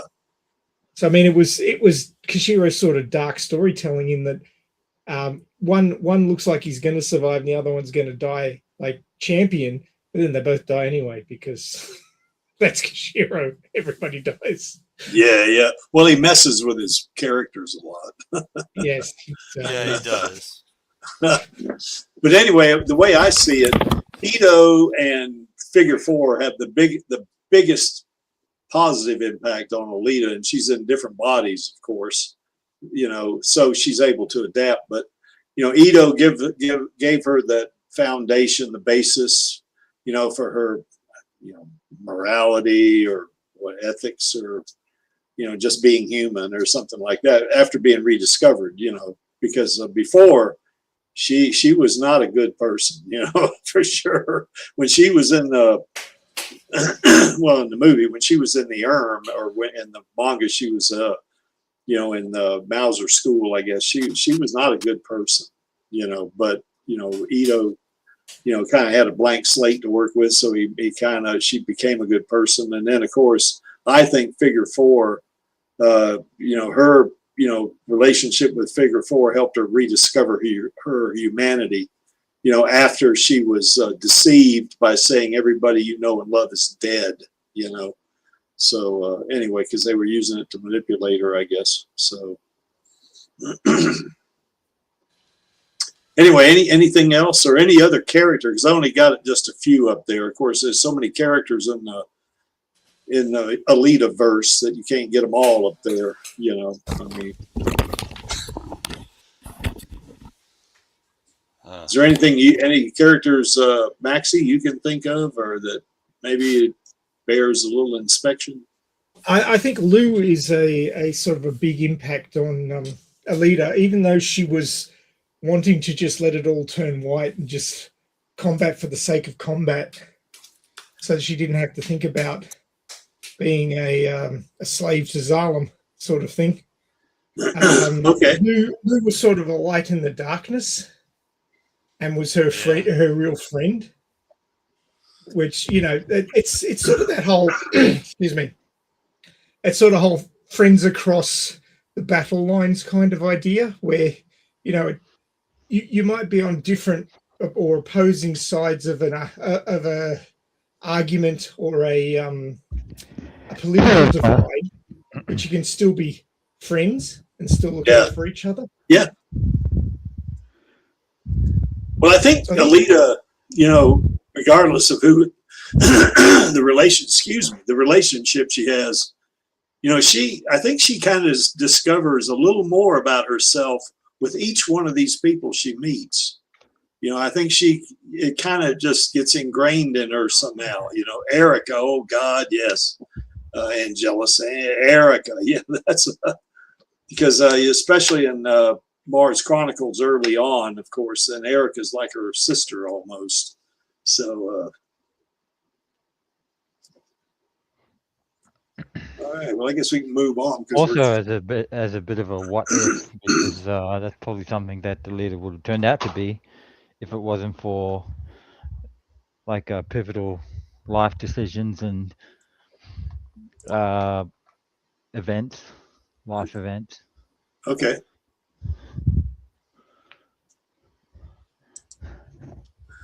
And of course, this whole thing about her being a warrior. When she's Yoko, in the Mars Chronicles, before she, gets found in the scrapyard, and she's, in whether it's the or it's the Mauser school, whatever.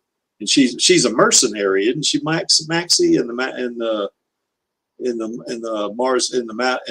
rather? I think she's a mercenary. It's not really clearly stated, but sort of Kishiro suggests that the Mauser Künstlers were mercenaries and were available for to be sort of rented out for operations and things like that. Yeah. But then it's kind of a little hard to, and it might have been a translation thing, but it's a little hard to sort of understand that they were mercenaries, but they were mercenaries who would go on suicide missions. Because the whole point of being a mercenary is that you provide your abilities for a price to the highest bidder, and you're not involved in their ideology. You're just doing a job, and then after the job is finished, you reassess, but you keep yourself alive because you're doing it for the money. But then Alita's been sent on this suicide mission, and it's like, but how is that mercenary? That's not mercenary. That's zealot. Okay. Yeah. So it might be a translation thing, but it's a little bit hard to sort of see the logic in it. Yeah. I don't know. Maybe the professor or Chaos have a different idea on that one. What do you guys think? You can have. It's possible, if you really have this sense and really feel that there's a right and a wrong, that can really drive your anger about somebody doing something really wrong. And Alita feels that quite often. Yeah. Well, Alita, those 3 bullet points right there are true of Alita. They are not true of Yoko. I mean, Yoko is not a weapon who chooses mercy. Yoko is a weapon who will kill you. I'd argue that Yoko still felt that certain things are wrong. She didn't like it how her fellow brother in arms wasn't confident or didn't express confidence in the Operation Marwolf. So that's where she killed him, because she considered him a coward and potential deserter. Yeah, what was that? That's not the same guy though that who confessed his love for her, though, was it? It was. He did both. He just said he wasn't sure. He didn't feel confident. He didn't feel able to do it, so he froze up and he confessed to her that he liked her, and she killed him. So he had no chance of desertion. Yeah. Plus, she thought he was weak. Well, yeah. And of course, in the movie, there was one scene in the movie you could barely see it in her facial expression, but when she cuts Zapan's face off, there was one shot. It was a brief shot where it looked like she had pity for him, for Zapan, because he was saying, my face, that kind of business, and that one shot of her looking at him looks like it looks like she has pity for him, that, okay, I cut your face off, but now I have pity for you, but of course, she doesn't dwell on it. She just walks off, but I think, that speaks of that second bullet right there. I think that, she is a killer. There's no doubt whether she's Alita or Yoko, she's a killer, but she's got a different thought process about killing, as Alita than she does as Yoko, I think.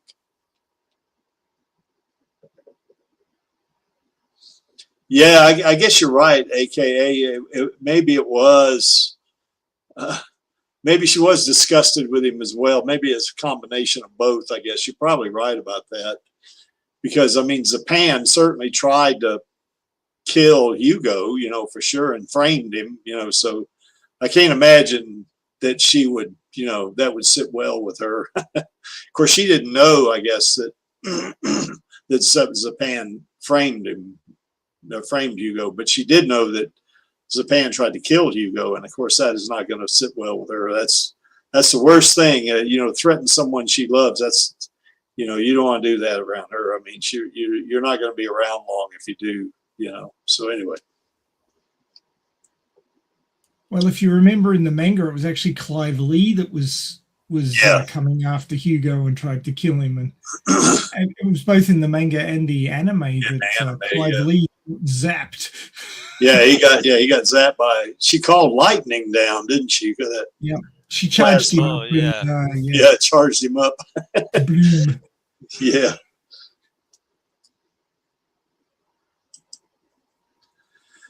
Anyway, she does, depending on where she is, You know, this is true of anybody. I think, you know, your environment, you know, certainly has an influence on, you know, how you deal with things. You know, in the scrapyard, of course, scrapyard, she starts out in the scrapyard. She doesn't have a clue who she is. You know, I mean, and when she gets into Iron City in the movie, it's kind of like she's got this wide-eyed, if you'll pardon the expression, awe, you know, of just seeing everything like, wow, this is great, you know, kind of stuff, you know. And of course, in Motorball, it is an ego thing, but I think she's mainly playing Motorball because, you know, she's trying to forget Hugo, or trying to, you know, deal with that loss. And it's a way to distract her, I think, you know. And of course, with, you know, in the Toon Body, I guess, you know, she's in the Badlands arc, she's doing that mainly because a couple of reasons. Of course, you know, Zalem was going to kill her, you know, or just let her die, you know, just let her waste away, you know. And she wanted to see Ito again. So I think that was, you know, just dealing with that, I guess, kind of did that. Now, Mars Chronicles is different. You know, she's most or a lot of Mars Chronicles. She's just a little girl, you know. She's not an adult like she is in you know, in the later in the original manga and in the Last Order. So, you know, it's kind of a different thing for her there because she's, you know, like any little kid, they're just trying to find their way, you know, which in a way she's kind of doing that after she lost her memory, you know. So, but anyway, depending on what her environment is also has an effect on her, you know, in her search for who she is, because it does have that kind of a, you know, kind of a, like say, influence on her, I guess. So anything else?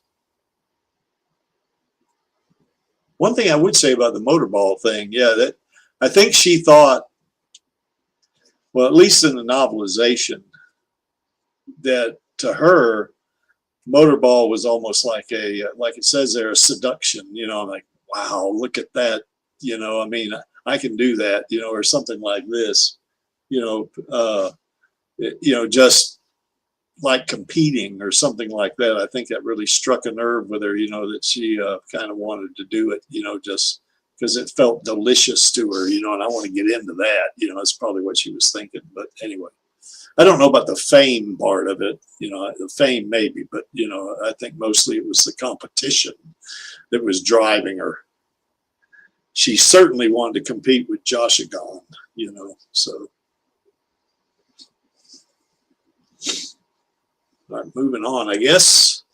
And of course, the whole thing is, you know, being in the military, whether you pick the movie, being in the Special Forces or it being in the Bowser School, you know, she was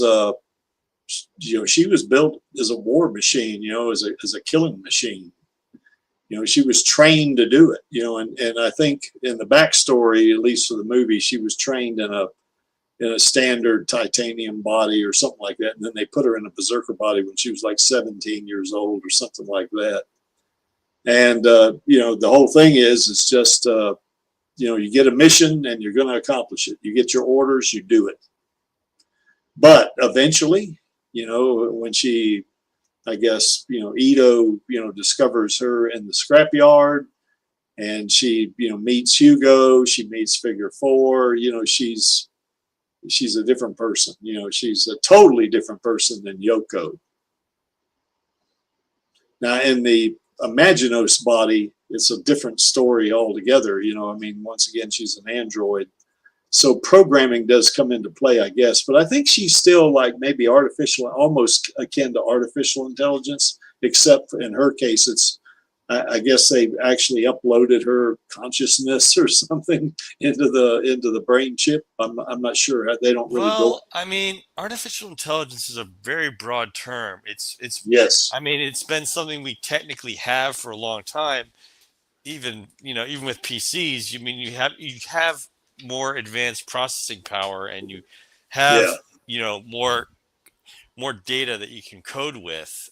Yeah. But it's not genuinely true sentience that it doesn't run without instructions being given. Yeah, now, yeah, how yeah. those instructions are carried out, Could be an issue, like what happened with the Amazon messing up the orders. Amazon's AI was messing up customer service orders, or yeah. I mean, you got a lot of instructions to keep track of with today's programs. Yeah, we've had at least rudimentary artificial intelligence since the late 40s. I mean, when they first started building some of these big computers, I mean, granted, it's not like today, not even close, but at least the processing power. And the processing, and exactly. So I think the main thing. Oh, go ahead. I mean, you have things like defragmenting your hard drive. Nowadays, that's automatic for your phone or your PC to do that. Defragmenting. Well, what I have to do on my PC, if I, go into, well, not defragmenting, I was thinking check disk, I guess. You can't just check disk on Windows 10 or 11. You type in check disk, and then you have to wait till you reboot for it to actually, resolve those broken links, or change, whatever. So, but, Alita starts out as a Yoko, and she's built as a killing machine. She's, mission oriented, and it doesn't matter who gets hurt. I'm going to, accomplish the mission and all that stuff. But eventually when she meets Ito, and of course, actually falls in love with Hugo, then falls in love with Figure 4, it softens her up quite a bit. And she's a regular good human, I mean, now she's still a killing machine, but, she's, she tempers it, I think, is the whole thing. What is this right here, bad man? What do you got there? Like functions of our neural network, individuals' memories. Yeah, the brain chip, the biochip. Yeah. Okay.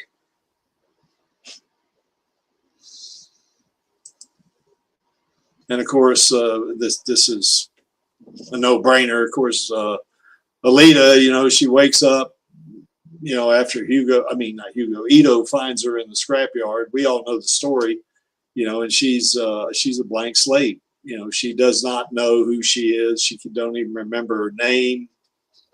And even things as simple as eating an orange or chocolate just kind of blows her away, because obviously she probably ate some of that stuff before, but I mean, she's, just has no memory.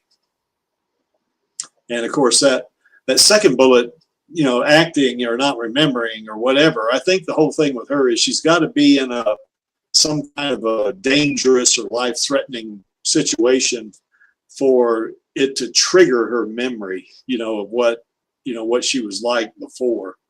In the manga, at least in chapter 8 and 9, no, I have not read chapter 10 yet. She, basically, I guess, is, she's once again a cyborg, but, she has her memories at that point. She remembers Erica, she remembers, all kind of good stuff, and she knows that, she knows her name was Yoko, but she prefers Alita because I think Alita to her is a better person, and she prefers that better person, I think. So any thoughts about that, Chaos, Maxie, or Angelus? Did I miss anything? Sorry, I was AFK for a minute. My wife's unwell, so I had to come deal with that. What am I commenting on? Well, I think. Oh, go ahead.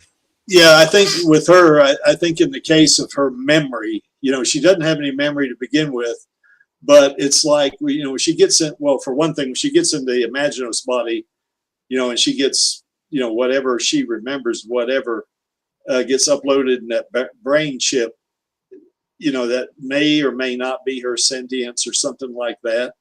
So, in other words, the memory itself is not her, I guess, but in her case, she wants to know what she was like, or knew who she was before, she became Alita. I think I guess I'm rambling a little bit, but, I guess not knowing who she was before kind of, hampers her ability to form an identity or something like that because she doesn't have any memory. Not that the memory is the identity, but it does hamper her ability to know who she was, I guess. Chaos, you had a comment? I'm sorry. No, Chaos was about to comment when you. I'd gave say, go ahead. I'd say there's still residual habits or instincts in some way. I'd argue there still is, to an extent. I mean, I feel that the whole stabbing her own teammate in the head, in the brain, was a type of way, like I said, righteous fury, where she feels this person is really in the wrong, and she doesn't like the fact that somebody is not courageous enough or not willing to do the job that they set out to do. So that's the same kind of righteous fury I feel that she has later on. Badman has a good point here that Alita prefers the name Alita because Yoko's like a stranger to her. I think it goes a little deeper than that. I think it's kind of like us when you're a little kid. For me, that's a long time ago, but I'm a different person in a lot of different ways than I was when I was 5 years old. You know what I'm saying?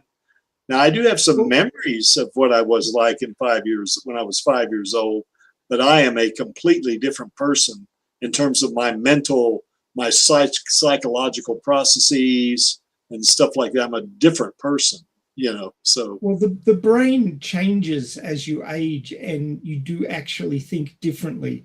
It's not just experience and memory and you mean creaky ages? What doesn't work. Yes, sometimes, Angelus, he does. What's that, Angelus? I said freaky ages. Yeah, I age. Like a fine wine, right, Creaky? Well, maybe. You have vinegar in there now, is it? But it's actually scientifically documented that the way you think changes as you age. A lot of people call it becoming comfortable in your own skin. Yes. And basically having oh, Jesus. Yes. Oh dear. But the sort of takeaway from this is that if you have your younger sort of memories and an understanding of your younger self, and then look at your current self, which it's the frog in the hot water, the frog in the pot being boiled story, where if you change very slowly, you don't really notice it, but if you look back at decades ago, you're a lot different from back what you were like decades ago. And Alita has that even more starkly because she has the Yoko persona, which was her who was dealing with constant war on Mars and the shit she went through as a kid and the rigorous training from the Mauser school or the depending on which sort of version of the universe you're going for. But it's all this sort of harsh reality, death is a part of life, all that sort of thing. Killing is just something, it's a Tuesday kind of thing. And then there's a gap. And then there's, being found by Edo and starting to learn about herself again and about how the world's changed and where she finds herself now. And certainly the scrapyard is a harsh place and it's a harsh teacher, but she has a few people around her who show her care and try and guide her on sort of a more moral path. And the way she develops as Alita doesn't jive with the militant and quite unforgiving Yoko. And it'll become very clear when we get to it in Last Order, where she actually has all her memories of Yoko in the brain chip that she's operating from as of Last Order. And it's just a matter of her accessing them. Like when she finds out from Nova that she actually has access to all her memories, she goes in and rediscovers them. and discovers that there's this whole other version of herself that she doesn't jibe with anymore. Yeah, And yeah, she has to forgive that version of herself for being a product of her environment, and understanding that she's older now. I mean, she was a teenager when that version of herself came into being, sort of evolved. And when she goes back to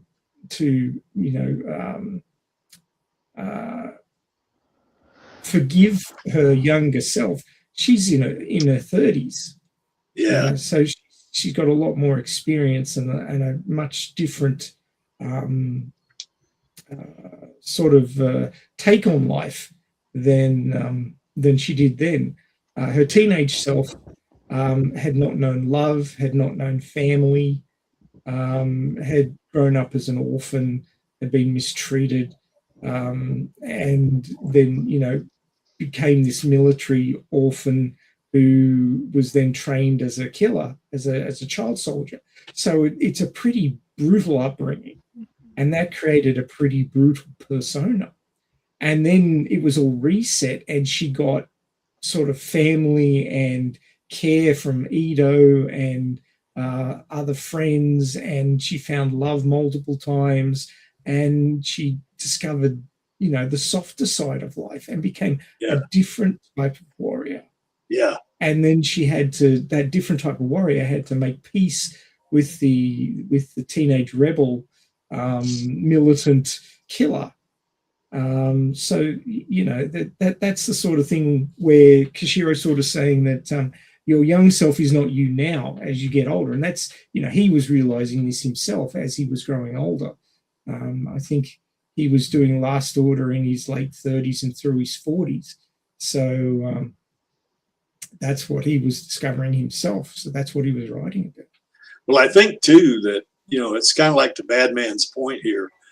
To Alita, Yoko, was kind of like a stranger to her. I mean, she did get all the memories, like you were saying, Maxie, but I think to her, it's kind of like, you look at yourself, when you were a lot younger, and it seems like a different person, and I think that's the same thing with her, except with her, it's not only just that she has aged and gained experience, she got a complete wipe out reset of her memory, so it was kind of like a total, like we all have memories, when we were kids, that, we have that, but we still feel like that's a different person. With her, until she got that, Imaginos body with that brain chip where she had access to those memories, to her, that was a different person, I think, or at least the way she probably thought of it, just like with us, I guess. So anyway.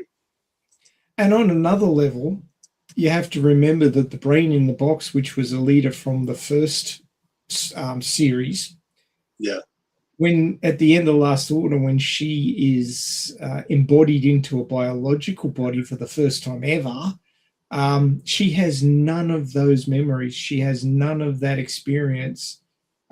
She hasn't made peace with her Yoko self. She hasn't gone through the Zot. Yeah. So she's going to be a completely different person to the Alita that is now on her way to Venus because of the requests of Zeus and Arthur. So they are two distinctly different people by that stage. Yeah. AKA's got a good point here. He says, if Alita doesn't recognize Yoko, does that mean she's gone back to pre-orphan Panzerkunst training, like killing people or whatever, being able to do all that kind of good stuff? I think that's kind of like the rest of us, as we progress through life, we get these experiences and we select which one, like if it's something that, something that we do or something that,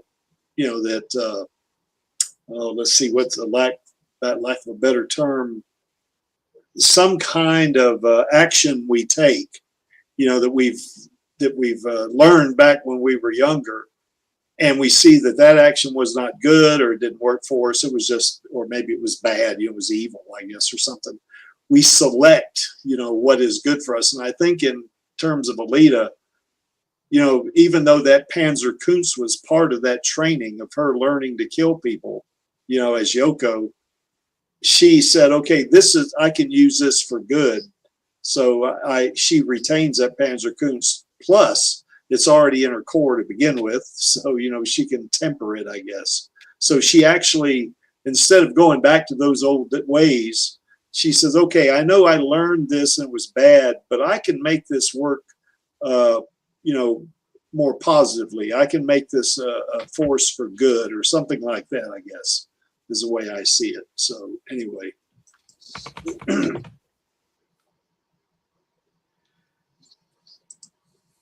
Okay, why does this resonate with us, folks? I think we kind of touched on it a couple of times, but does that make sense to everybody? Alita is a survivor, but the last one, Kishiro specifies that Alita is not a hero. She's not a hero. No, she's a Ronin. Yeah, she's not a. But I mean, she does care about people as Alita, and she does good things for them and stuff like that. But yeah, she's not a hero or superhero or anything like that. She's not that archetype, I think the idea of a hero is that you function to higher ideals. Yes. And a lot of the time, Alita's just trying to work out who the hell she is. She's not even working on the usual ideal. She's working backwards, trying to work out who the hell she is. Like reverse engineering, right? Yeah, she's like a step below where we are on the everyday. Like anybody without amnesia knows who they are, where they came from, how they got to where they are, and has goals and motivations to move forward, at least hopefully, so that they continue on this uninterrupted line of their reality and their growth, whereas Alita has this big gap and there's nothing back there, and she's trying to work out why, because it's kind of like building a building without having a foundation, and it's like, where the hell's the foundation gone? I don't feel confident and I don't feel grounded because I have no foundation. So that's why she's desperately hunting for it. It would be like trying to teach mathematics without knowing mathematics. And then she eventually finds it and realizes that the architecture of the foundation is completely different to the architecture of the higher part of the building. And she's like, well, I guess I'm just going to have to live with that. Yes. Very much trial and error, isn't it, in a lot of ways, I guess. One that's not up there because it's not really specific to her journey so much, but I think one thing that does resonate with fans with Alita is her perseverance and her determination. I think that really resonates with a lot of us. I think does with me anyway. I mean, granted, she's powerful. I really like her in the Imaginos 2.1 body because she's the most powerful. But the fact that she just does not give up, just doesn't do it. Well, she goes close to giving up a few times. Comes close. Snapped out of it. Yeah. Yeah, she, AR1 almost got her, didn't she? Nearly. That was the one I was thinking of. But that's the thing about writing a good character. There's this sort of idea that if you it's not a good idea, but if you look at a character like Rey from the Star Wars sequel trilogy, she's what's called a Mary Sue. So if you don't know what that happens to be, it's basically a Mary Sue is the female version, and a Gary Stu is the male. Sorry, they're creaky. It's a Gary Stu, and basically they're characters with no flaws. Like they can do everything, they work everything out. They don't need other people's help, and they're just like, look at me, aren't I good? And people just do not relate to those characters at all, because nobody in real life is like that. We all have our fears. We all have our good days and bad days. We all have our things that we're having a lot of trouble coming to terms with, Yeah. be it things that we've done in the past or stuff that we're trying to overcome in our present or near future. And we struggle with it, and it's our own personal struggle. And when you see a character that has none of that, they just don't seem real. Yeah. It's part of, feeling that it should be fair, or you just don't feel convinced about a character if they don't have something that's hard Yeah. for them. But that's why you have the difficulty score in the Olympic events, because if someone does something that's very difficult, like a dive, and then maybe they don't do as good of a dive, but because of how difficult it would be to pull that off, that factors into the score. Yeah. Exactly. And the thing that you need to overcome all of this shit that we all have to deal with, but on a personal level, is perseverance and what was the other word you used? Perseverance. Determination. Determination. Yeah, exactly. And perseverance and determination is probably the two things that humanity struggles with the most on an individual level. If you want to achieve anything in your life, perseverance and determination are the two things that you need. Yeah, I guess the person near the replicant that almost killed Alita was AR2, not AR1. So, okay. Yeah. Yeah, I think that's one reason that some writers, have trouble if they like write a powerful superhero. It's difficult for them to make that superhero relatable. Exactly. Because like Superman is an example. If you took away kryptonite from that guy, how can you relate to that guy? He actually didn't need that initially, because they've done this thing called power creep, where he's way stronger, way more durable than he was in the original 1938 comic book. Yeah. Well, the newer version of Superman Prime 1 Million, where he flies into the sun, he lives in the sun for 15,000 years, and he comes out and he's no longer vulnerable to even kryptonite. So that's a character nobody's going to relate exactly. to. Because he's no longer a superhero; he's a god. Yeah. I mean, I would say that he wouldn't necessarily be a problem if they also make villains that are tough enough to really hurt him, which he, in the past he did. There was like Mongol. I don't think they use Mongol that much anymore, but Mongol or Darkseid in the past, when they first introduced them, they were strong enough, they were tough enough that Superman would actually lose to them sometimes. Yeah. Oh, I don't know, Lee. I don't think Jason's Jason's relatable. He's not too strong, I don't think.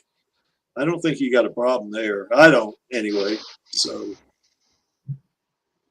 yeah. He's not too powerful, Lee. He's got his psychological issues that he's still got to get over. Getting a cyborg body is not going to change that. And you've got to look at the environment that the character is in. Sure, if Jason was the only cyborg in town, he would be too powerful. But because there's lots of other cyborgs in town, he's just one of the guys. I don't see that that's going to make him too powerful at all. Yeah. I think Dark Star agrees with us as well. He's just pulling our leg, our collective leg. Oh, okay. I'm being facetious. Okay, I got you. Lee, you do that. You've been hanging around Angelus too much, I think. Yeah, he sure is. Well, anyway, guys, that's all I got. That I think that's some of the factors that go into Alita's journey and her trying to discover who she is. I think a lot of it's common stuff that we all go through, I think, as human beings, I think, in some ways. Except in her case, it's like not knowing who you were before on steroids, maybe because her brain was erased or memory, but still. That's right. The original version of Superman could not fly. That's right. He didn't have a cape either, I don't think, did he? Oh, he had a cape. He just jumped really far. And it's funny, he also had his own cave hideout. He was kind of like the Hulk then. The Hulk can jump a long way, but he can't fly. So, Well, no, I mean he had his boat. Well, he had his own cave headquarters, like Batman did. okay, yeah, because I didn't read that. I didn't read those comic books. So, Well, yeah, look up early Action Comics. That's okay, what we're talking about. okay. So, any last thoughts, you guys?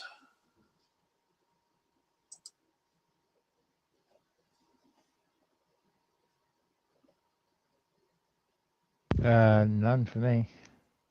Maxie?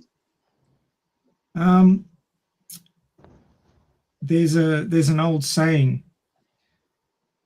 There is nothing as strong as gentleness, and nothing so gentle as true strength. Yeah. By Jonathan Wolfgang von Goethe. And I think that kind of fits for Alita. Yeah. Chaos? Any final thoughts? Yeah, I don't have any either. Not really. I mean, I think I waxed lyrical a few times, so I probably got it all out. Well, as you can see from that center panel right there, Alita does love her Uncle Creek, and that's because he wants a sequel just like she does. So, and just like we all do. And if Lee was on the stream right here, he said he would be quick to point out we want 8 sequels. That's what we want. And we also want merch. We want live action series. We want more anime. We want games. I mean, come on, Disney, give it to us. You know, good God, you're going to make money. I mean, are you against making money? I mean, it seems that way recently. Yeah, I was going to say. They want to lose money. All right, let me see what I got here, Maxie. Yeah, I see what you got there, Maxie. We're not quite there yet. I was just getting ready. Yep. Anyway, that's our queen right there. And, of course, our queen is great. And the Creek's opinion of her is up right up there at the top. She's #1 in the Creek's book in terms of being an actor. I mean, she was freaking awesome in Glengarry Glen Ross. I mean, God almighty, she was good. She was awesome. Well, she's been an awesome everything I've seen her in. Now, granted, I'm probably biased, but, you know, she is really a good actor. You know, I just really. Creaky. Yep. Creaky, you're drooling again. Yeah, I know it. I'm not drooling. Come on. Oh, yeah. Final thoughts. Ooh, woo. Yeah, of course. Ooh, woo. Of course. Maybe I'm drooling a little bit. So anyway, but yeah, she's great, and we're lucky that Rob Rod picked her. Also want to give shout outs to Eldamont and Jesse Fisher because they brought Screwhead to life. And what I want to see is I want to see Alita and Screwhead team up and take on Joshigon's team. You know, and I think that would be an awesome thing, you know, for Elle to be and Jesse to be in, you know, Alita Fallen Angel. I think it'd be super duper, you know, the motorball thing, because Screwhead can play motorball. There's no doubt about it, you know. All right, Maxie, tell us about tomorrow. All righty. Well, on Radio Chaos episode 322, the topic will be if you could change one thing, just one thing about Alita Battle Angel 2019, what would it be? Now, I have about 50 things, and they're more additives than, you know, direct changes or swap outs. But I will save them for tomorrow's stream. So yes. That'll be Saturday, the 22nd of August, if you're in the past. Or if you're in the future, like us Aussies, it'll be on Sunday the 23rd. So do join us for that one and have a little bit of think about it. Darkstar Shadow plans to be there, so we'll have him as the regular guest.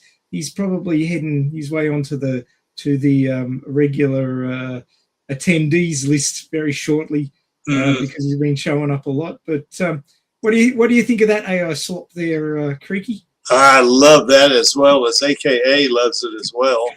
God, that is awesome. That is just freaking awesome right there. I mean, That was the 19th iteration. It took some convincing. Well, you can't. Yeah, you're not going to get AI to come out with something perfect on the first shot. That's not happening. So you have to kind of redo and change your prompt and all kinds of bullshit, you know. So, but yeah, I thought that that one would be suitable as a hint of things that you could pop into that first movie. Just have now, did AI put that Kansas up there? Because a lot of times they screw up the letters, you know. It just put it up there without being asked. It did it in red neon, and I said change it to blue neon, and then it just did it like that with the box. Nice. Awesome sauce. Yeah, Dark Star loves it as well. He thinks it's great. So yeah, I had some good fortune with AI Slop today. So there you go. And if Creaky will put the instance up, I can then get on with the other. Yeah, I'll put it up as soon as we get off here. So I can't do it while we're on because it won't. I have to get out and do that stuff. I can't. The stream will not be the same if I. Well, you won't be able to advance the slides or anything like that. So I find that Gemini needs a lot of convincing about the Berserker body, but it actually does her face really well now without prompting anything specific. I like that hat she's got on. I just said wearing a fedora. Yeah. Because fedoras are awesome. Yeah. So yeah, join us tomorrow for that live stream. Happy to have anybody on if you can make it. Chaos and Darkstar will be on with us. Angelus will be 10 to 15 minutes late, he says, but he wants to take over the hosting spot. So I'll kick things off and he can wrap it up. And we will be talking about if you could change one thing about Alita Battle Angel movie, what would it be? Of course, the panel will probably have 5 or 6 different things, knowing us guys who are perfectionists. But certainly, if you can come up with at least one and you're on the text chat, do think about something that you would personally like to have seen different or added to the movie. And we'll discuss that tomorrow on Radio Chaos episode 332. God, the numbers go up so fast. I don't know. I think Alita's perfect. Anyway, that's all right. Yeah. All right. Thanks, Maxie. No worries. And guys, if you want to join us, after the stream, this is not, none of this is streamed. This is all just us chickens, as they would say down southeast. We're just, we get on here, the stream is over. And if you click on that link right there, you'll come into the backstage. You can click on that link right now. It doesn't matter.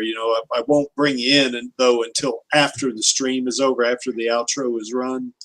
And you can come on and talk to us. We kind of do some neat things. We show photos, we show videos. And if Lee was on here, we'd get all we'd want to hear about authorship between Maxie and Lee. But, it's just us guys, talking. We have a great time, and nobody on the internet hears us, thank goodness. So there's the link. Click on it. We'll bring you in. I just want to remind everybody that we are the Elite Army. We are the most positive fandom in the whole frickin' world, and we support Alita and Rosa Salazar passionately and positively. Because Alita's our girl and Rosa's our queen, that's for sure. And we're here to stay. We are going to keep doing this until we get the sequel. And even after that, we are going to be the PR arm of Disney to get butts in seats, or as you Aussies would say, bums in seats, or the British would say that as well. We want this. Give it to us, Disney. Come on, this is not a difficult decision, I don't think.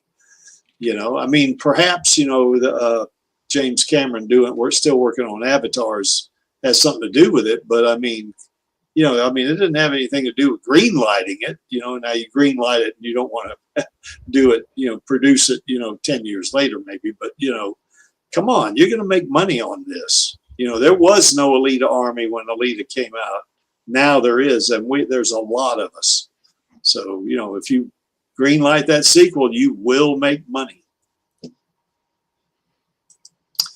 Why is that image there? Well, that image is there because I like it. And to paraphrase Gruwishka, I'm only here for our girl and our queen and the Alita Army. And of course, all of us in the Alita Army are only here for our girl and our queen, and we want that sequel. That's why we're here. And so that only leaves us with one thing left to do, and that would be the call to action on my count of 3. 1, 2, 3.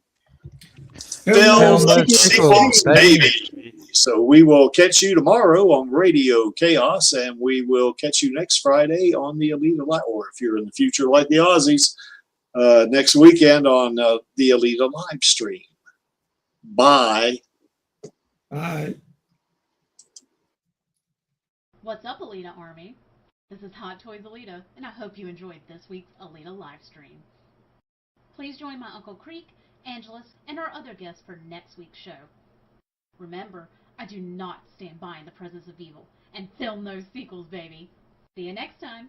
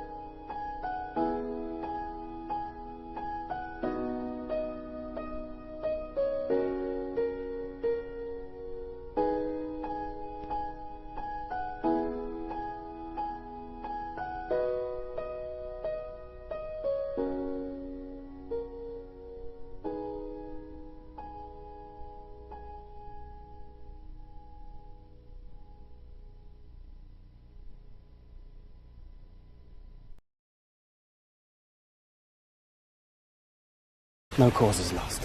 If there was but one fool left to fight for it. Yeah, Gary, that'd be nice.